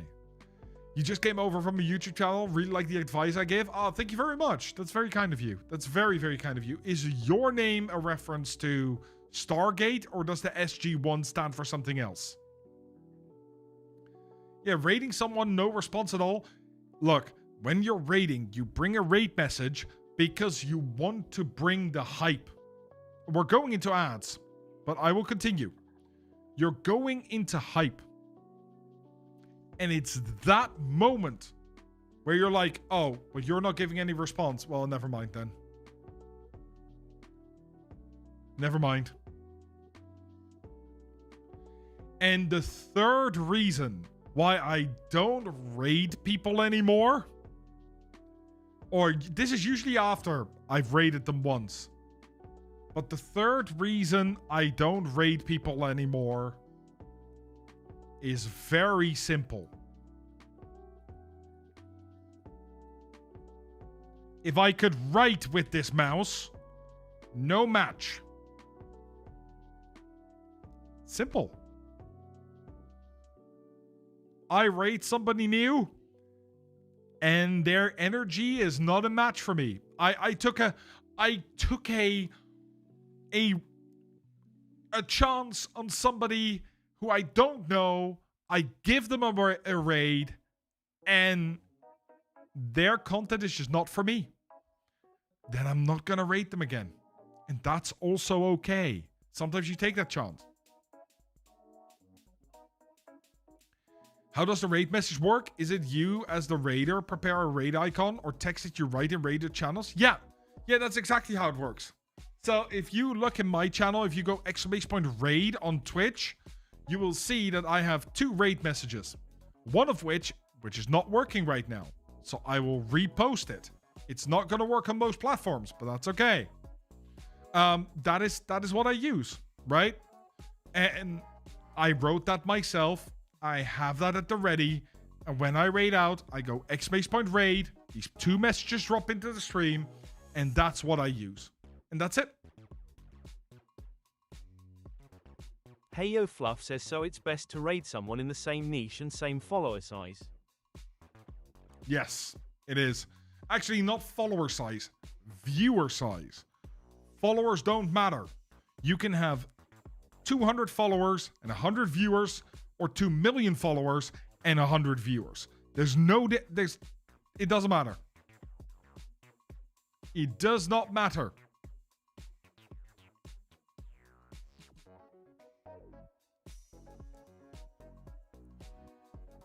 Michael saying, I missed my first raid. It was 50 raiders, but you were lucky that your friend was in chat and told them I only have 1 monitor, so you might not respond right away. Oh, man. That is rough. That is really, really rough.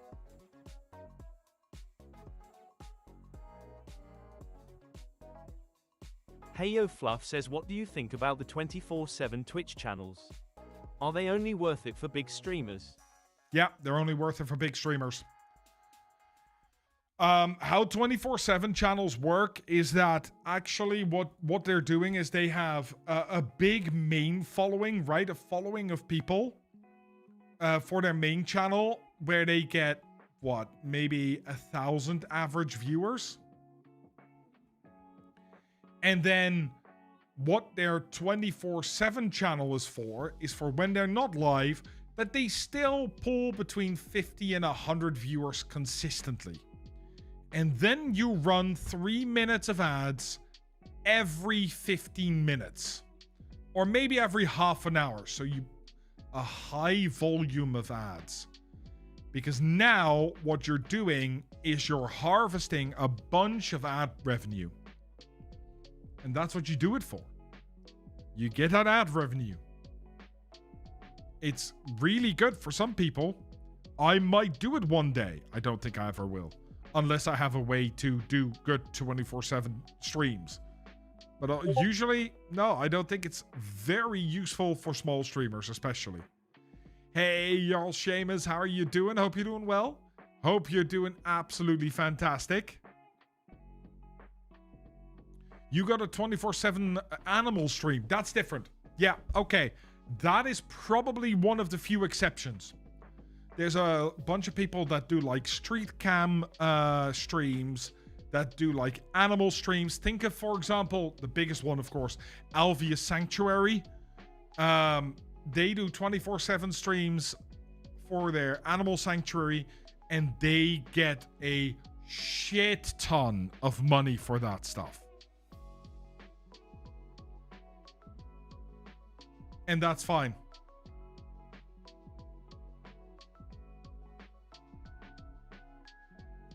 But those are things you have to watch out for. Y'all, Seamus, I don't know. I think I half said it, but thank you for the sub. 4 whole months. Let's go, let's go. How you doing? Hope you're doing well. We have one more question in the list. Let's see. Hey Yo Fluff says, I've seen some people on X talk about ad settings on Twitch as small streamers. Some people says that you'll have a higher view count when you have 30 seconds pre-rolls ads instead of no pre-rolls but 3 minutes of ads every 1 hour. What do you think? Sorry for grammar errors. No, it's all good. It's all good.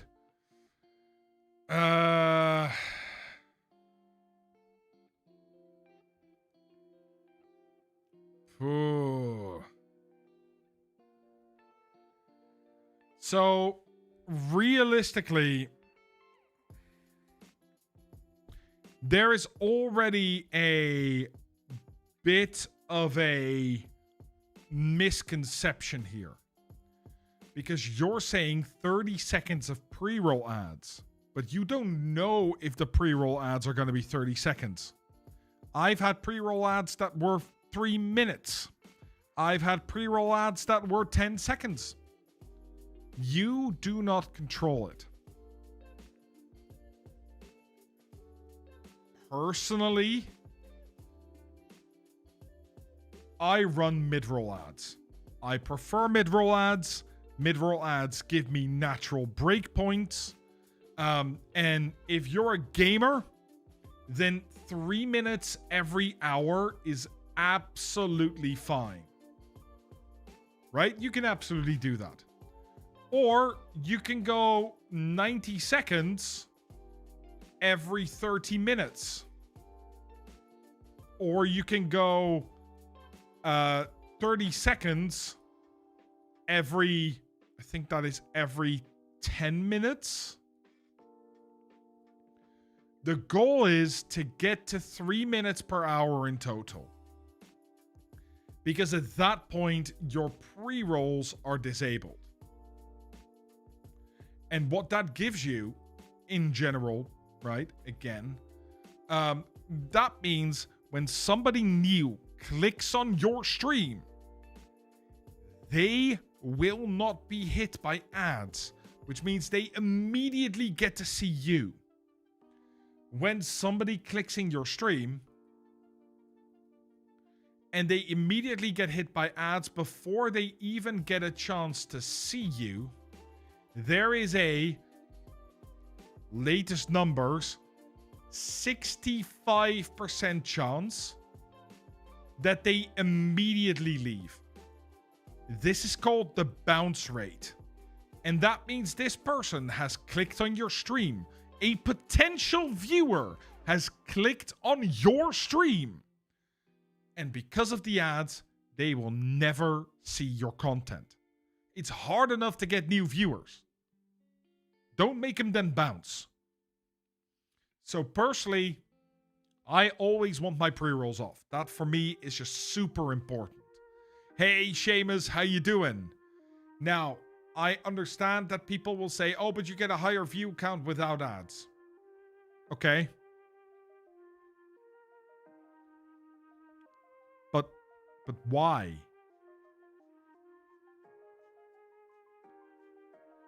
Right? But why? You're going to have to do ads at some point because it's the best way to grow. So why don't you just get used to it? Hey, Ablian, how you doing? Hope you're doing well. Hope you're doing absolutely amazing. No, this is a conversation like ads, starting soon screens, and Twitch, why aren't you paying on time, are usual things that come through from sort of the living space, like the space. These come up every 2 to 3 months. I'm doing very well, Ablian. Yeah, the move went well. I mean, the office is still not done, but the move went well.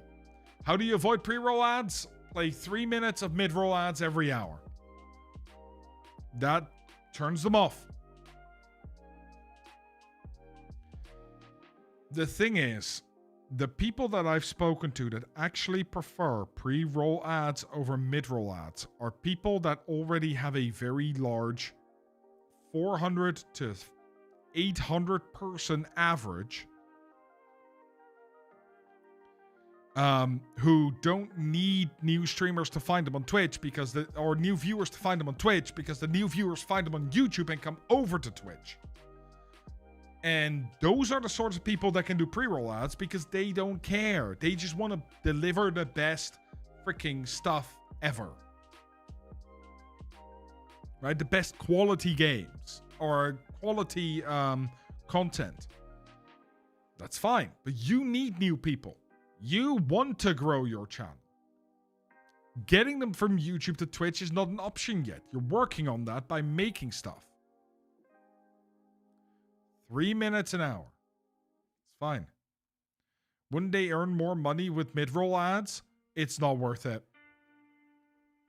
It's really, really not worth it.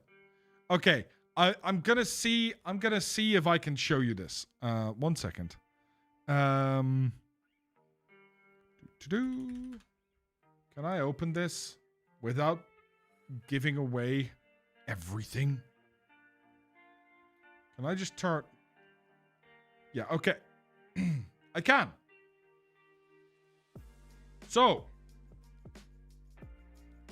let me grab last month. This is last month. This is brilliant. This is so funny. Last month, I had an average of 56 viewers. Just to give you guys an idea.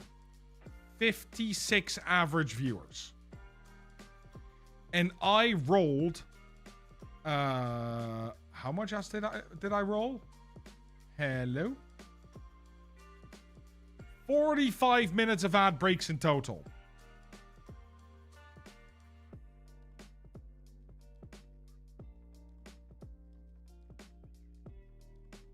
There you go. That's the revenue. That's how much I made last month.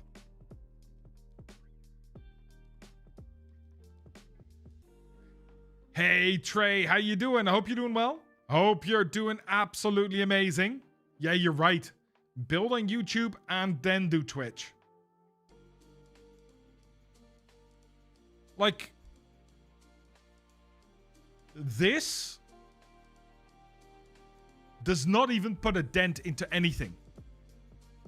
Right? So, ads are only worth it if you're a big streamer. I know, okay. I know I can name one number. So, during the Mafiathon 3, so the last one, where Kaisenad had 100,000 average viewers, I think, over 5 days, he ran ads, 3 minutes of ads. So he ran 3 minutes of ads every 8 minutes.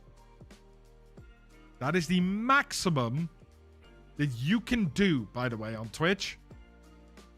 And he made, if I recall correctly, 100 grand plus on that. At these levels, it is worth it. Because that is not an insignificant amount of money.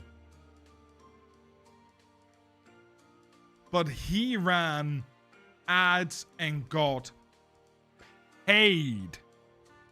Like capital P paid. Am I a content first kind of guy? I'm a content first kind of guy. Yeah. I run 90 seconds of ads every 30 minutes. And usually during the 90 seconds, I take a break. I have a sip of water. I chat shit a little bit. I maybe listen to a question, right? A TTS question, and that's it.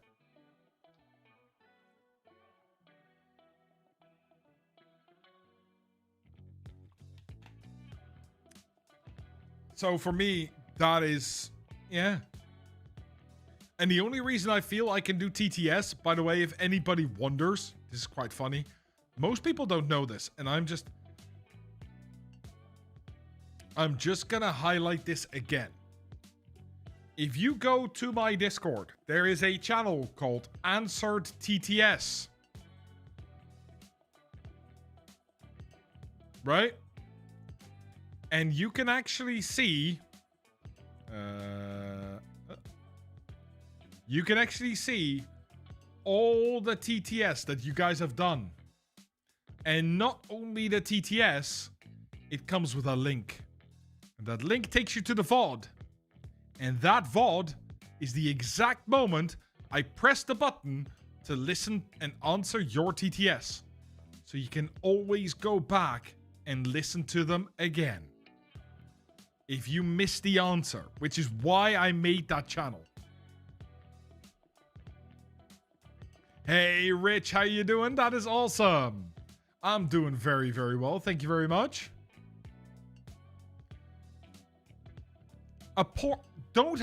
No, Ablian, don't. Portrait setups, or no. Why would you even suggest that? Hey, let's go, Thomas. That's fantastic. You will never run more than 3 minutes of ads per hour, no matter how many viewers you have? Good. Because you don't need it, right? There's just no need for it.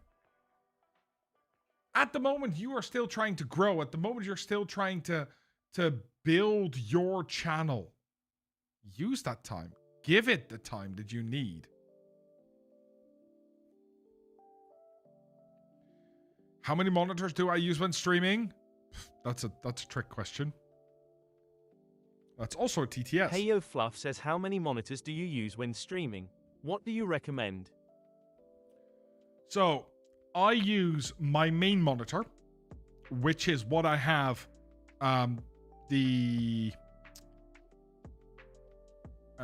what you call it? The screen on, right? This. What you guys are seeing. Then I have my second monitor. That has my OBS. And then I have my third monitor right here in the middle.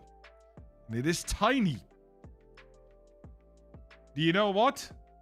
This shows my chat. Because that is my Elgato prompter. Which allows me to read chat right in front of my camera. And when I don't use it for that, I usually use it for my scripts. Because I can look at the camera and deliver whatever script I want. At least one of those is in the wrong orientation? No. Yeah, I look to my left all the time when I'm playing. Because it does something really interesting. And I do that on purpose. Because if I'm looking to my left, right? If I'm looking to my left right here. No, because I will sit like this. So it's quite relaxed. My neck is pretty much straight. And I will just be doing my thing here. But look what happens. I am looking into the screen.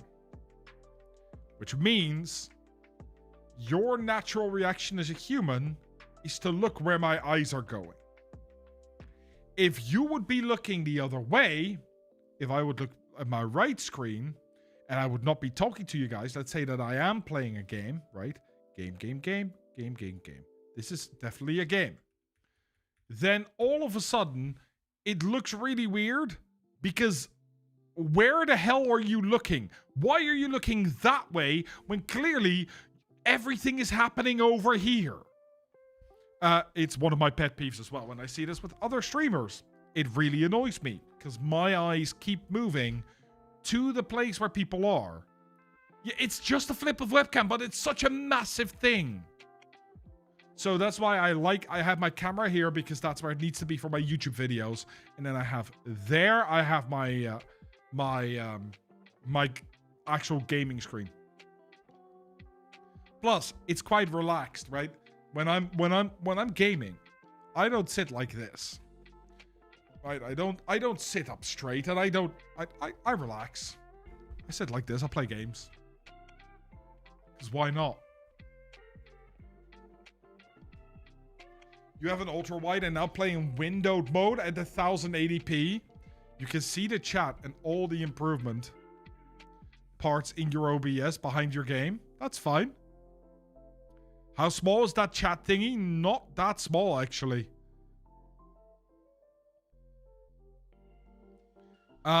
So I can see... Currently, I can see Claudia's 2 messages and your 2 messages, Boo Susan. And that's all I need, right? Because otherwise, I have a longer chat on the right-hand side. Hey, Dark, how you doing? Welcome in, welcome in. I hope you're doing well. I hope you're doing amazing.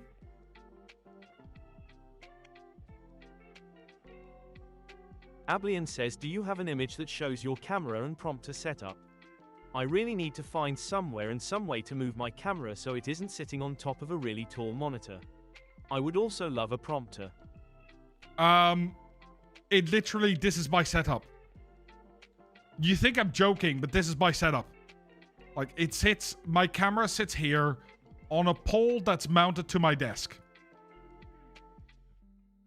I can make it, no, I cannot make a photo. If I make a photo, I will Cable management 0 right here. So that is not something. Yeah.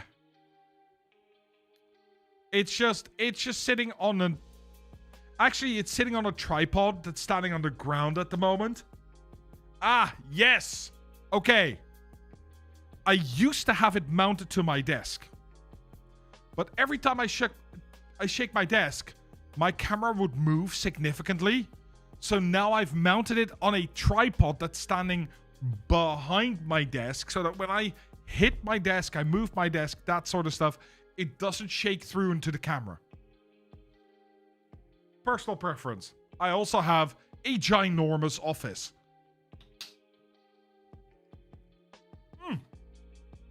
Absolutely alien.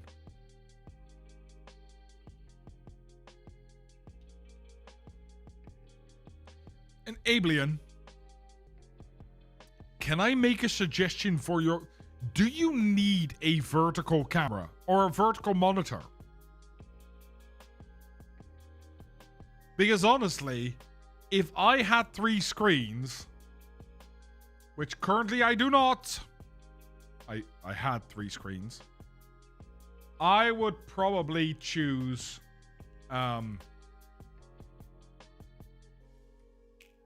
this as a setup,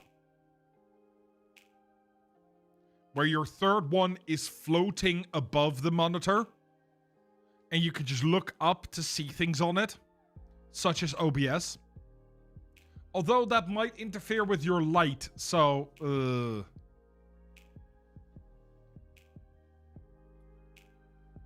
You've also moved to a dual PC setup, so guarantee your cable management is worse. I have 4 screens in front of me. 2 facing this way, 2 facing to my other desk. Yes, I have 2 desks. This is my gaming desk, this is my streaming desk, that's my working desk.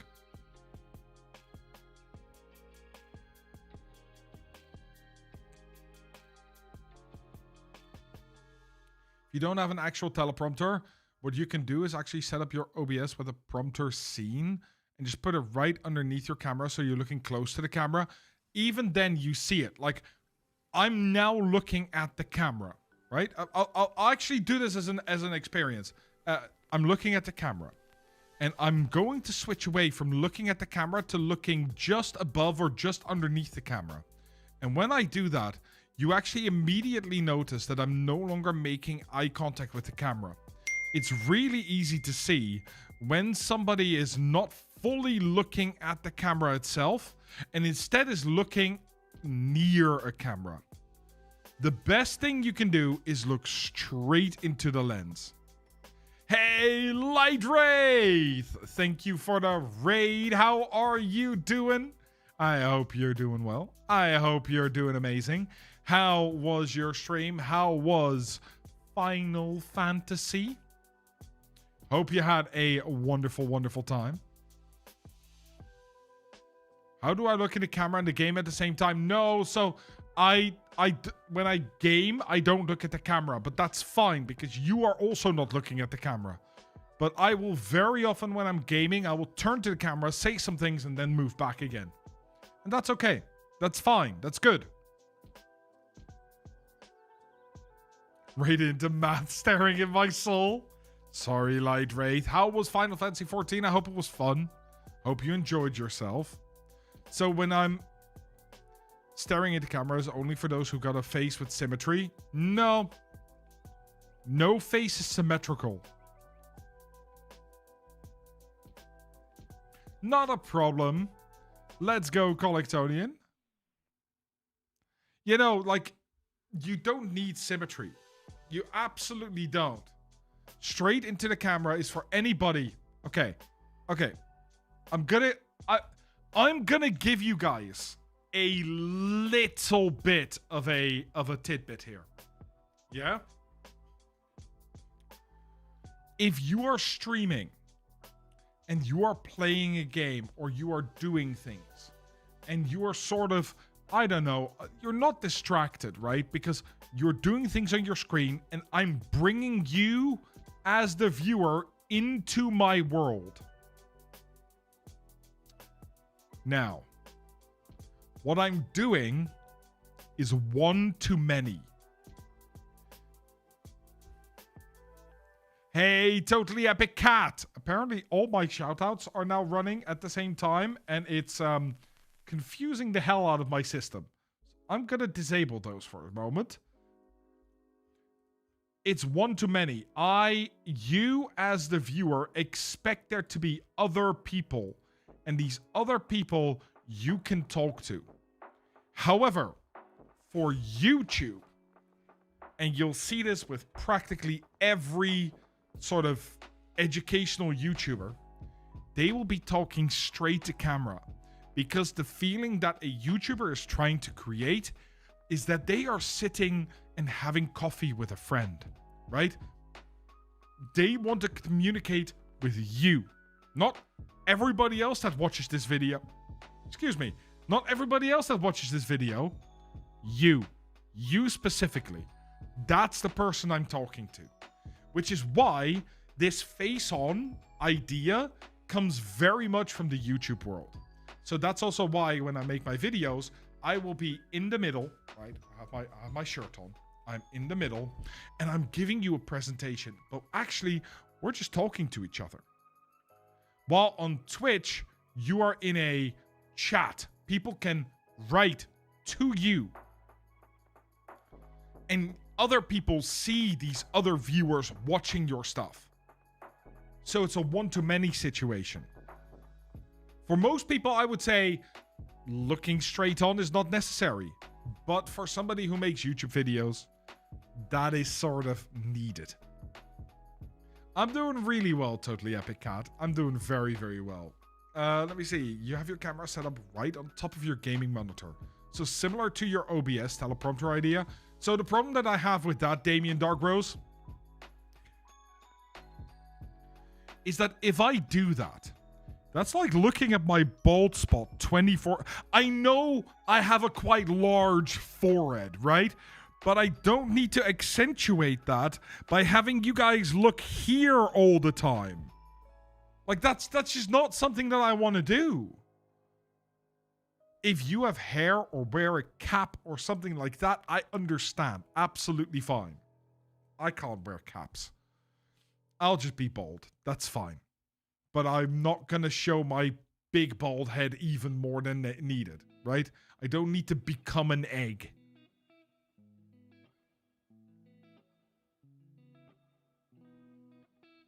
Okay, there is questions, so let's go. Claudia TV says I am shy of the camera, but I use it for my streams. How can I fix this? I need any suggestions. Thank you. Camera shyness comes from two things: confidence and inexperience. You gain confidence by getting the experience, but you can't let your confidence deny you the chance to learn.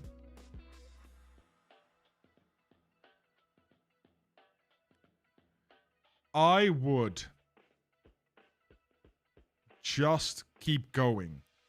Build your voice. I was shy as well when I just started. I hated the camera. I wanted to stream faceless when I just started. It took me being pushed by Frosty repeatedly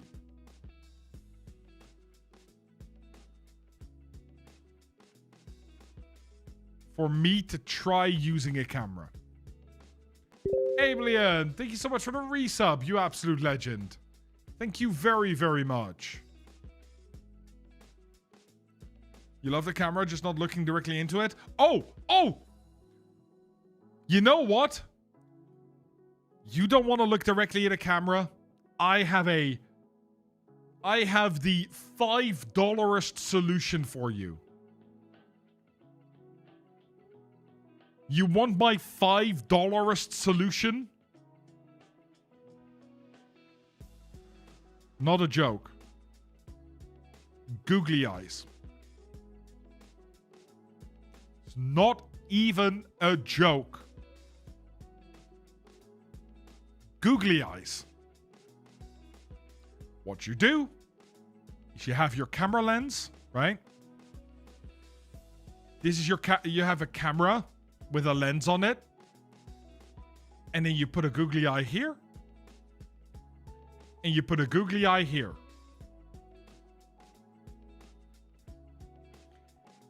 I know. This may sound like the stupidest thing in the world. But it works. Now you're no longer looking at a lens. You're looking at eyes. By the way, I've had many people come to me and say, I don't like the camera. I'm camera shy, or I forget to look at the camera. This is the number one tip I give them when they're starting their YouTube career or their Twitch career. Put googly eyes on the lens. Suddenly, it doesn't feel like you're talking to a lens. It feels like there's eyes. You as a human like looking into eyes when you're talking to someone. It becomes second nature. It's really, really interesting. Googly eyes. I swear by it every single day. I also know somebody that put a little doll on their camera, because then they also have a face to talk to. It's about creating that face.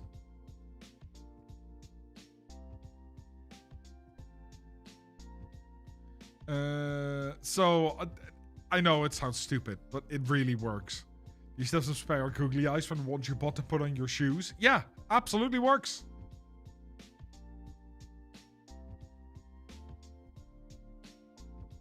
Okay, we'll go. I just pressed the wrong button. I hope that this doesn't break. Ablian says, speaking of cameras, do you have any mid-range picks? I currently use AC920 and it's time to upgrade. Are we talking a $150 mid-range, a $300 mid-range, or a $1,500 mid-range? There's budget. There's money. And there is a big thing in the middle. $300. Currently, I would go for an Elgato.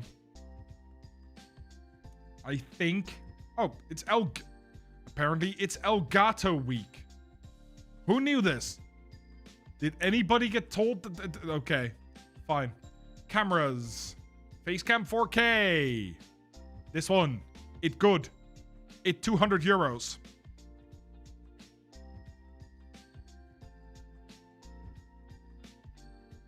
This one. So, one of the big reasons why I advocate for the Facecam 4K is, first off, it's 4K, but secondly, you can put lens filters on it. So, if you want lens filters on it, you can do that to get cinematic effects. And even, there's down here, scroll all the way down here. Look, this is the Facecam 4K. This is the polarizer. This is with a black mist. And it's super nice. Starburst. It changes the looks. And these are screw-on, so you can use any professional... you can buy physical filters. Like, not have to, you can buy physical filters. There are also digital filters, but it can use any filter that you would normally use on your camera in, I think, 49 or 45 millimeters. So if you like that sort of stuff, I like that sort of stuff. Yeah, I do it. I really like this one. And if you want to see how it looks, check out my video from a while ago. Jaxie! Absolutely. Yes, indeed. Super excited already. I will be there all weekend. It's good to see you again. How are you?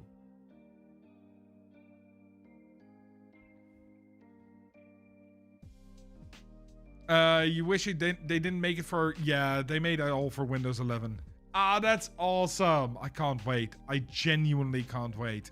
It's going to be really cool. There's a lot of creators that I know that are coming, including a few that I have been a very long time friends with that I've never seen before.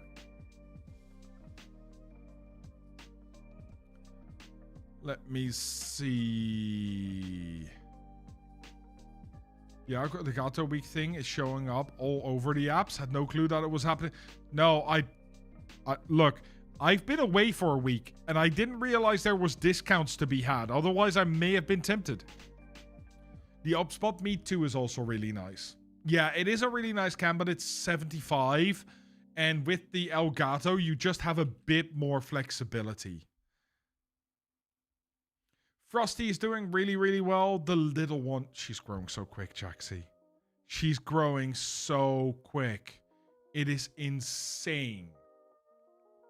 And just so you guys know, just as a quick warning, I would not buy any camera, any webcam that is more expensive than the $150, $200 range until you get like to $1,500, where you have a full-on mirrorless camera with separate lenses. Exeldro, yes, 100%. I mean, you know how I look. You can find me. Otherwise, I will find you. Definitely. I'm gonna be there Friday, Saturday, Sunday, right? So, although I will technically be called Mathman EU, but let's all forget about that. I still need to get a sticker made. Can I make that in time? I need to make a sticker. Just looking for someone your height. Yeah, exactly, Exeldro. Exactly. Oh, Jaxie, you can call me Math. Like, I'm so used to being called Math. I'm so used to being called Barry or Delta. I respond to everything. If you're Frosty, I'll even respond to Hey Dickhead.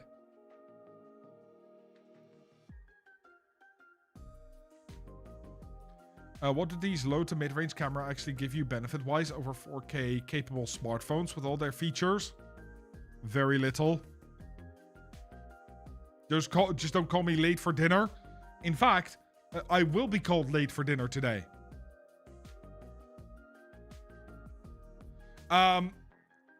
Yeah, no, nothing, Damien. Actually, 4K capable smartphones are probably the best camera that you can get up until the point where you get to actual mirrorless cameras, right? But if you don't want to use your smartphone, or if you want to make use of some of the functionalities that you get with a dedicated webcam, such as not needing to move it every time when you leave your desk, that's the best way to go, in my opinion. Like something like the Elgato Facecam 4K. If you want more budget, it's the Upspot Meet 2. You now have the Upspot. There's another one which I can't remember. The Upspot Link 3. It's called the Link. Am I driving to it? No. TwitchCon is in Rotterdam, and that's where I grew up, and my parents still live, so we are staying at Hotel Mum. It's great. Yeah, she is. So she is. She's 17 months now. She's walking. She's running. Trying to, with all the mishaps that happened there. And she's doing the pointing and saying, I want that.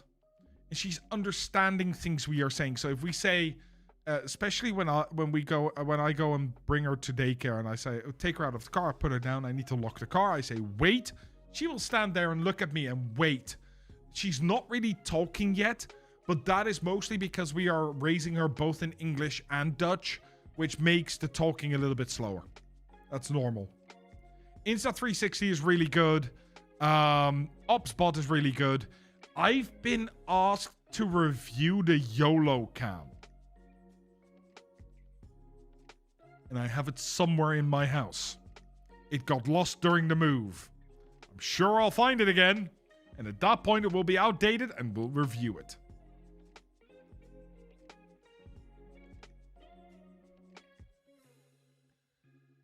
Let me see.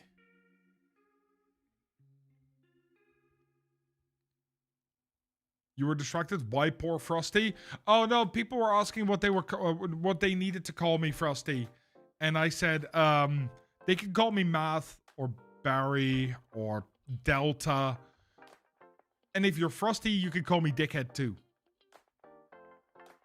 Yeah, I still have about 6 boxes that I can't unpack until I have shelving, and I can't have shelving until my wall's fixed, and my wall doesn't get fixed until I order the rest of the panels. So it's gonna be a while. Ablian. You know what? Sure, call me Baza. If you really want to. I really don't like that as a nickname, but fine. I had colleagues while I was working in Bristol that would call me Baza. I know. I know. And I don't like it. Math content man Delta Barry. What do you mean not Bristol?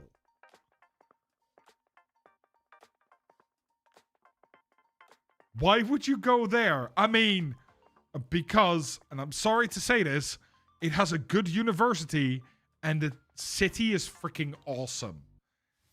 I've lived in many places across the world, and the one place I would say I would go back to, like, I've lived in Copenhagen, I've lived in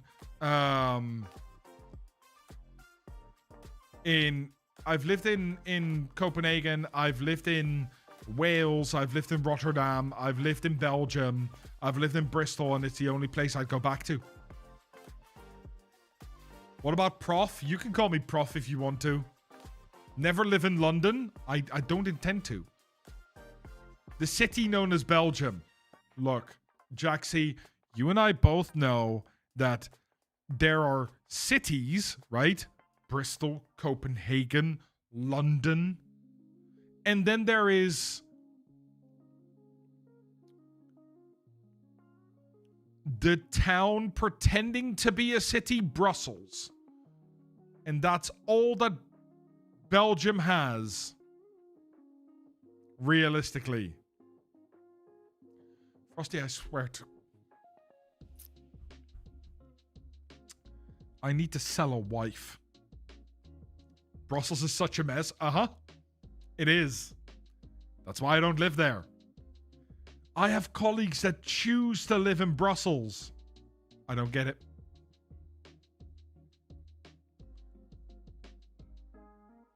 I don't get it.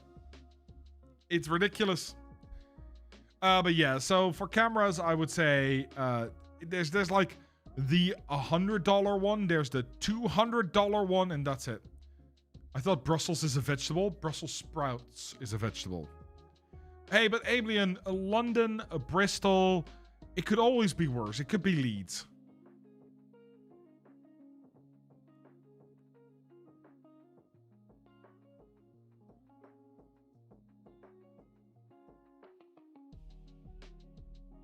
You know what? I've never been to Liverpool.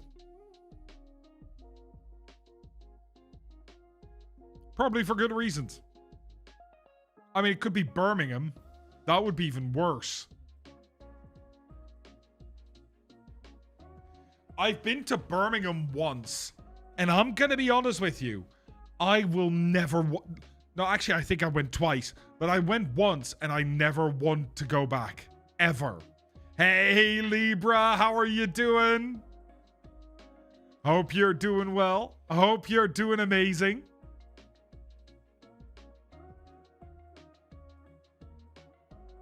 What's this about Birmingham? I've been to Birmingham once. Once.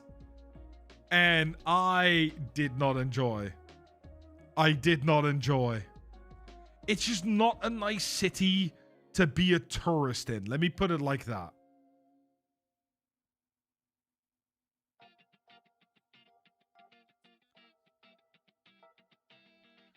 Sort your child out. What is she doing? It has a couple of good museums, but that is also it. You check the camera. She's just staring at the camera.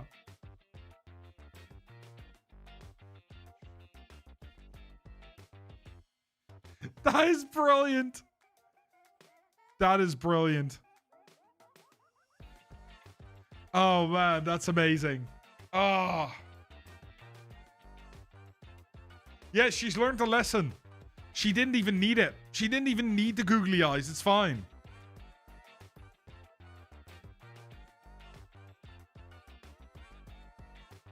Project Penguin Zero, stardom young. Okay, one problem. She will not be able to grow a beard.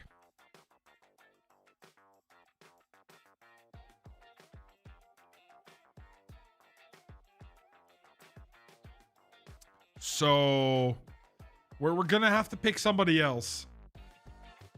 We're gonna have to pick somebody else. It's fine. This is okay. Oh, Jaxie! Ah, I meant to ask. I just got to think of it. Have you tried Subnautica 2 yet?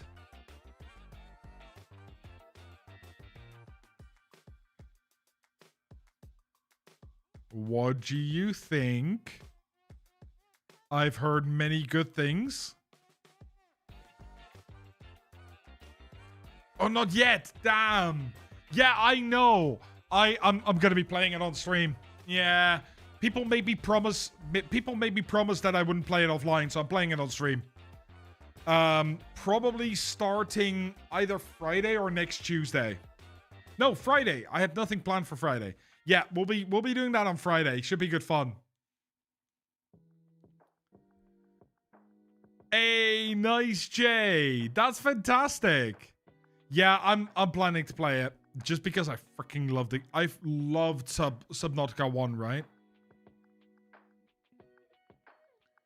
Subnautica 1 Light Wraith is fantastic. It is, I would say, a trendsetter game together with The Forest. And that is why, like, we had The Forest, which was forever unfinished.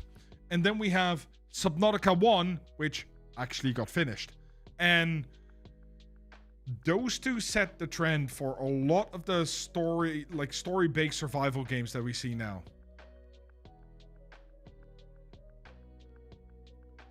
Too cozy, there's no combat, so you just explore, gather, craft. It's actually more cozy than Palia, which is crazy to say. The thing is, right, there might not be any combat. It is still terrifying. Hey, Strong Cat, how are you doing?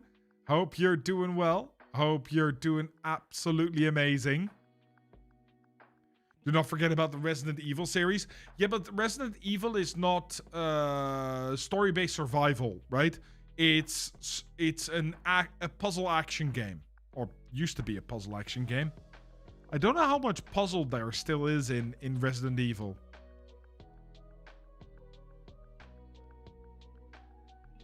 Wait, the Planet Crafter or Planet Crafter? Wait. The Planet Crafter. There's a difference between Planet Crafter and the Planet Crafter. I have not heard of the Planet Crafter. No, this is Planet... Is this the same game? Is it... I swear. Why is this called Planet Crafter here and the Planet Crafter here? This is a great game. It's actually called the Planet Crafter. I am so fucking confused. Yeah, okay. I did not know that. I love Planet Crafter. Planet Crafter is fun. It's a lot... No, I wouldn't say it's lower risk, but it is definitely... It has a very cute aesthetic. Like, here you have Planet Crafter, right? And oh, what's the other game? Shit, now I have to boot my Steam. Which is going to update, which is going to cost my internet. Don't do this. Like, you have Planet Crafter, and then you have another game, which I need to figure out the name of. 7 Days to Die is fun. I played it a bit. Like this. Yeah, no. This. Look at Planet Crafter, right? This is nice and chill. And then you take Planet Crafter and you decide, you know what? Let's make it just, I'm just going to say, completely, like, very similar style, but let's make it completely unsurvivable and just terrifying to play. And you get to, hello, Star Rapture? Isn't that Star Rupture? That's the supporter pack. I meant the game. I don't need to see the supporter pack. Can I not get the game as a result? Because I already bought the game. Maybe. But yes, Star Rupture, which is an incredible game in a very similar style, but very different anyway. Oh, I didn't see that you guys couldn't see this. Like, here we have Planet Crafter, right? Planet Crafter. Look, it's a nice building that you need to make, and it's cute, and you need to gather resources. Oh, but also, once every 10 to 15 minutes, the world's going to explode. And I mean that literally.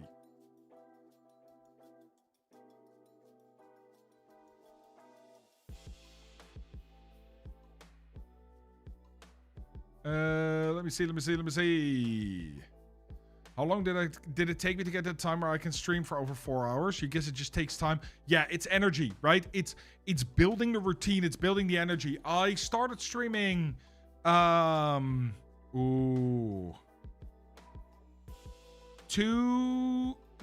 hours 3 times a week. And that very quickly became 4 hours 3 times a week. And then it became 4 hours 4 times a week, 4 hours 6 times a week, 7 times a week, and then I dropped back down to 2. Twice a week for 6 hours. And it takes time. It really takes time. And sometimes I'm too tired for it, right? That's fine. But 4 hours is my usual max. 6 hours is what I can comfortably do now. 7 Days to Die is really, really fun. Yeah, and the modding community for it is great. Ooh. You know what? I want to try Windrose. I've not played it yet, and I really want to. Because it looks amazing. It's Valheim, but pirates.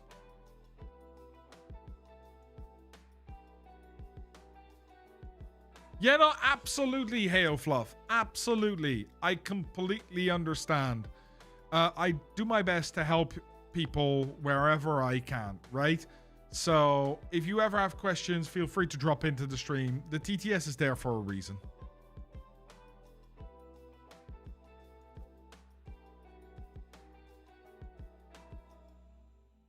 Let me see. Yeah, be yourself is a great piece of advice there as well. That makes sense, Thomas. Yeah. If you want to stream 4 hours, absolutely fine. There's so much advice online these days, but your advice actually makes sense. The problem is as well, and I hate to say this, right? A lot of the advice that you can get on Twitch and that sort of stuff is problematic. Because either these are people that have not done it themselves. Like, I'm very much of the opinion that I have a partner channel, right? I have one. I can show it to you if you want. I streamed there 4.5 years. Many people here know me from there. That's where the math name comes from. Because I have my channel is MathmanEU. If you come to me and ask me, how can I get 200 or 400 viewers? I can only give you generic advice. But if you ask me, how can I grow from 5 viewers to 50 viewers, or 100 viewers, even to 150, That I've done. I've been there. I know what you need to do. Or at least I know my way of getting there. Is that the best way? No, there's many ways you can get there. But it's that sort of building that rhythm and understanding that not everything works for everybody. And then for me personally, I also just really like learning about building businesses, about productivity, about how to present yourself and sell yourself as a brand, personal branding. So I use loads and loads and loads and loads of time. Loads of time in my free time just reading books. I've been reading... it's downstairs. I've been reading a new book, which is called Deep Work, and it is cool stuff. And I've also been reading a new book called KPI, Key Person of Influence, which I took with me to Rome, managed to read about 5 pages of because I was too tired to read. But yeah, there's a bunch. And to also say, Atomic Habits, Deep Work, Feel Good Productivity, Getting Things Done by David Allen. That is most of my book collection, is like productivity stuff. It's business development stuff. It's a 4-Hour Work Week by Noah Kagan. $1 Million Weekend by... Is that Tim Ferriss? No. Yes. No. $1 Million Weekend is Noah Kagan, I think. I can't remember. There's a lot of these sort of things that I follow, I read, I find super interesting. And I do that constantly. I keep consuming that sort of stuff. That's also, by the way, I know it's not been out for a while. I will start again, hopefully this week. Why I have a newsletter.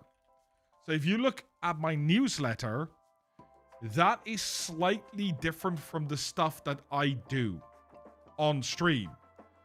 What I do on my newsletter is I actually talk about deeper creator business stuff. So here, for example, I talk about what is called the... Where is it? Where's the name? Product ecosystem. And in my second newsletter, I talked about this idea of 7-11-4. And these are quite long newsletters where I talk about sort of these things that interest me, things I learned through the week. So you can sign up to it on Content Delta. It's just contentdelta.online/newsletter. And you can sign up, but I also post them. So if you want them in your mailbox, great. If you don't, that's also okay.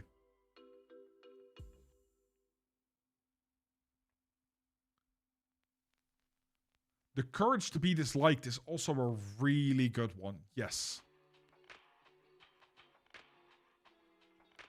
Which autoresponder am I using? What do you mean autoresponder? For this?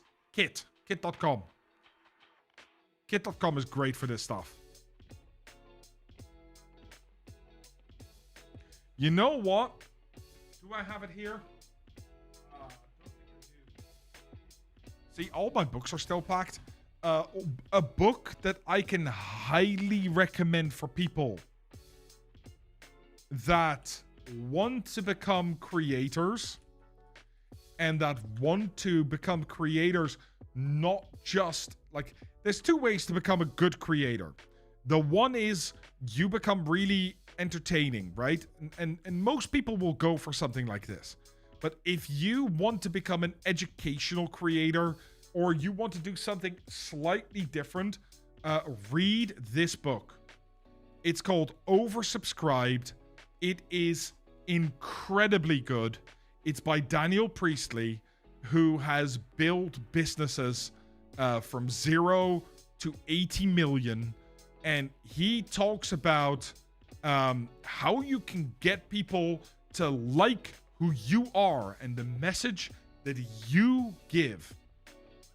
And that is one of the key learnings from this book. It is, you don't want to become famous to be you. Like, you don't become famous. If you become famous, it should be for shining the light on important things that you find important, other people also find important. You're not a movie star. The spotlight will not shine on you. You shine the spotlight on things, on topics that are important to you. This is a great book. I can highly recommend it. Genuinely.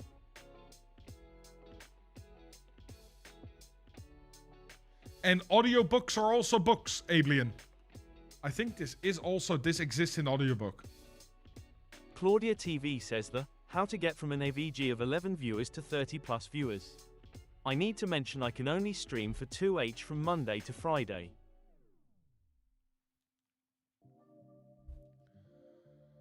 So you can stream 2 hours Monday to Friday, and you're wanting to grow from 11 average viewers to 30 average viewers.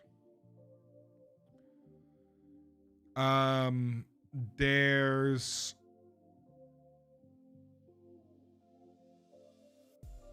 things you are doing, and there are things that might need to change.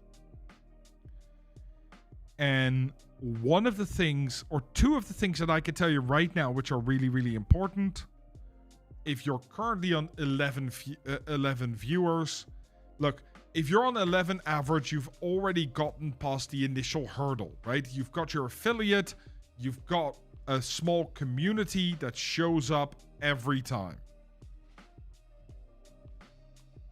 It's good.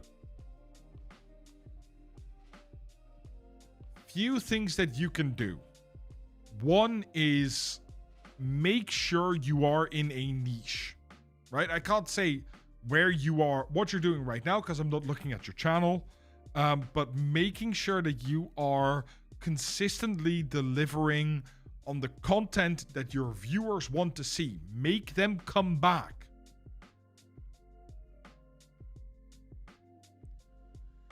The second thing that I would say that I found was a massive boon for me when I grew from 15 average viewers to 35 average viewers really, really fast. And the reason I was able to do that was because I stopped being afraid of what people would think if I would show my personality. I started cracking jokes. I started referring or making references. I started sometimes maybe being a bit more myself. And suddenly people saw that I was genuine, clicked with me, and there was just this sudden rise. That was something that really helped me. But that doesn't mean it's going to be the crux where you're hanging into. What if you're just a huge racist? Rumble. You're on the wrong website.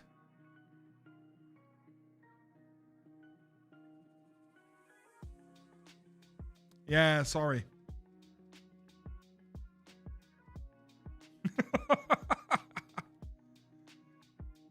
You don't know what... Oh God. I can't show... I genuinely don't know if I can show you this.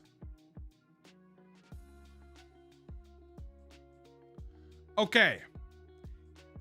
Go to incognito mode.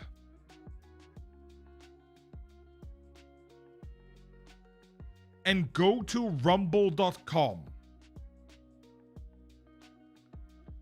Rumble is very well known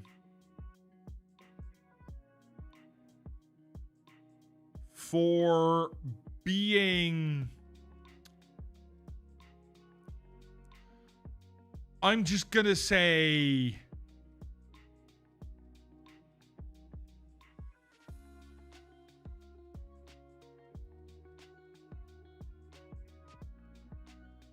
publicly right-wing. Like, overtly right-wing. Free speech comes first. And, it's extremely right-wing. And extremely crypto bro, extremely sort of... Yeah, extremely right-wing, crypto bro, political stuff. It's... Ugh. It is a YouTube rip-off, but it also does a bunch of live streams now. And... I mean, lots of AI stuff as well. It's just weird. It's weird.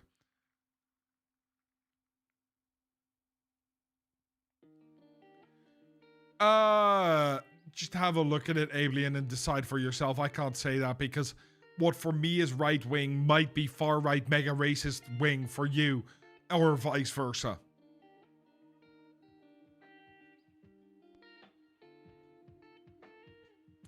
However, my throat is going. Clearly, I have not done this enough. So, we are going to be raiding out. Let's see, because there are a bunch of people we can go say hi to. But first, before we do that, thank you very much for those people that are here on Kick and on YouTube.